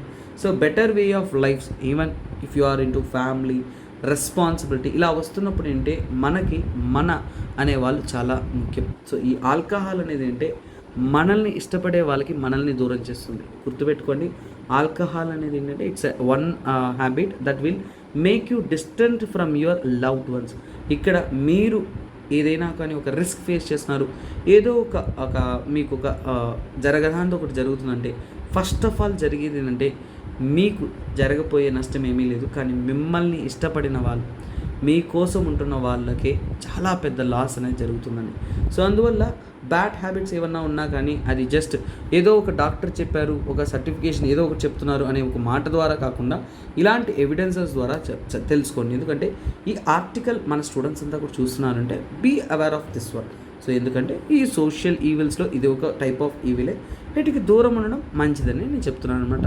So it's everybody's personal opinion, we cannot change everybody, but thing is that ఒక రియలైజ్ అయినా దట్స్ అ గుడ్ సైన్ అనమాట. ఇలాంటి ఆర్టికల్స్ అలాంటి ఒక సిచ్యువేషన్ తెలియజేసేలాగా అద్భుతంగా అనేది ఉంటుంది. Let's learn it. So next article చూడండి, ఏం లేదు, సింపుల్ ఆర్టికల్. ఆర్కియాలజిస్ట్ అనే వాళ్ళు ఒక రేరెస్ట్ ఫౌండింగ్ అనేది చేస్తున్నారు. ఏంటంటే సంగం కాలానికి, సో చూడండి, సంగం కాలానికి చెందిన ఒక కోట ప్రాంతంలో ఏంటంటే పొర్పనై కోట్టై, ఏంటది పొర్పనై కోటై, పుదుకోట్టై డిస్టిక్లో అనేది ఆర్కియాలజీ స్టడీ చేసినప్పుడు అక్కడి నుంచి ఏంటంటే కమ్మళ్ళు, ముక్కు పుడకలు, అలాగే ఏంటంటే కార్నియల్ బీడ్స్ అని అంటారు. సో ఇవన్నీ కూడా వాళ్ళు కనుగొనడం అనేది జరిగింది. చాలా వరకు ఫ్లవర్ డిజైన్లో ఉంటున్న, ఫ్లోరల్ డిజైన్లో ఉంటున్న ఆర్నమెంట్స్ కానీ, అలాగే నోస్ట్ స్టడ్స్ అంటారు, అంటే ముక్కు పుడకలు కానీ, ఇవన్నీ కూడా వాళ్ళు కనుక్కోవడం జరిగింది. ఇంకా బోన్తో చేసిన ఇంకా broken piece of carnelian beads, so beads లాంటివి ఇవన్నీ కూడా వాళ్ళు తీసుకున్నారనమాట. సో ఇక్కడ చూడొచ్చు ఎలాంటి ఒక ఎక్స్క్విస్టిక్ ఒక మోడల్ డిజైన్ అన్నీ కూడా వాళ్ళు అద్భుతంగా అనేది ఆ టైంలో సంగం ఏజ్లోనే వాళ్ళు ఆ ఫ్లోరల్ డిజైన్ అంటే ఫ్లవర్ డిజైన్తోనే చేయగలిగారు. ఇంత అద్భుతంగా చేశారనేది ఇక్కడ ఈ ఆర్టికల్లో చెప్పబడుతున్న ఒక సారాంశం అనమాట.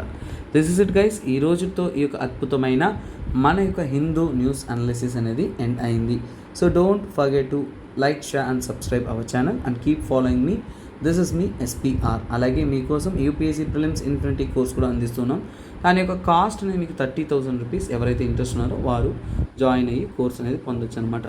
సో ఇంకో చిన్న ఆర్టికల్ మిస్ అయిపోయాను. సో ఏం లేదండి, మనం మనీ ట్రాన్సాక్షన్స్ అనేది మన ఇండియన్ కరెన్సీలో రీసెంట్గా రూపీ అనేది ట్రాన్సాక్షన్ మోడ్గా అనేది మనం చేస్తున్నాం. ఆ విధంగా ఏంటంటే ఇండియా అండ్ టాంజానియా మధ్యలో ఏంటంటే ట్రేడ్ సెటిల్మెంట్స్ అంతా కూడా లోకల్ కరెన్సీలోనే, అంటే డాలర్ బదులుగా ఏంటంటే మన కరెన్సీస్లోనే చూడండి, ట్రేడ్ సెటిల్మెంట్స్ అంతా కూడా మన కరెన్సీస్లోనే తీసుకురావడానికి అనేది మనము ఒక న్యూ ఇనిషియేటివ్ అనేది తీసుకొస్తున్నాం. అలాగే ఇండియా అండ్ టాంజానియా మధ్య బైలేటరల్ ట్రేడ్ అనేది సుమారుగా $6.4 బిలియన్ డాలర్స్ వరకు జరుగుతూ ఉంటుంది.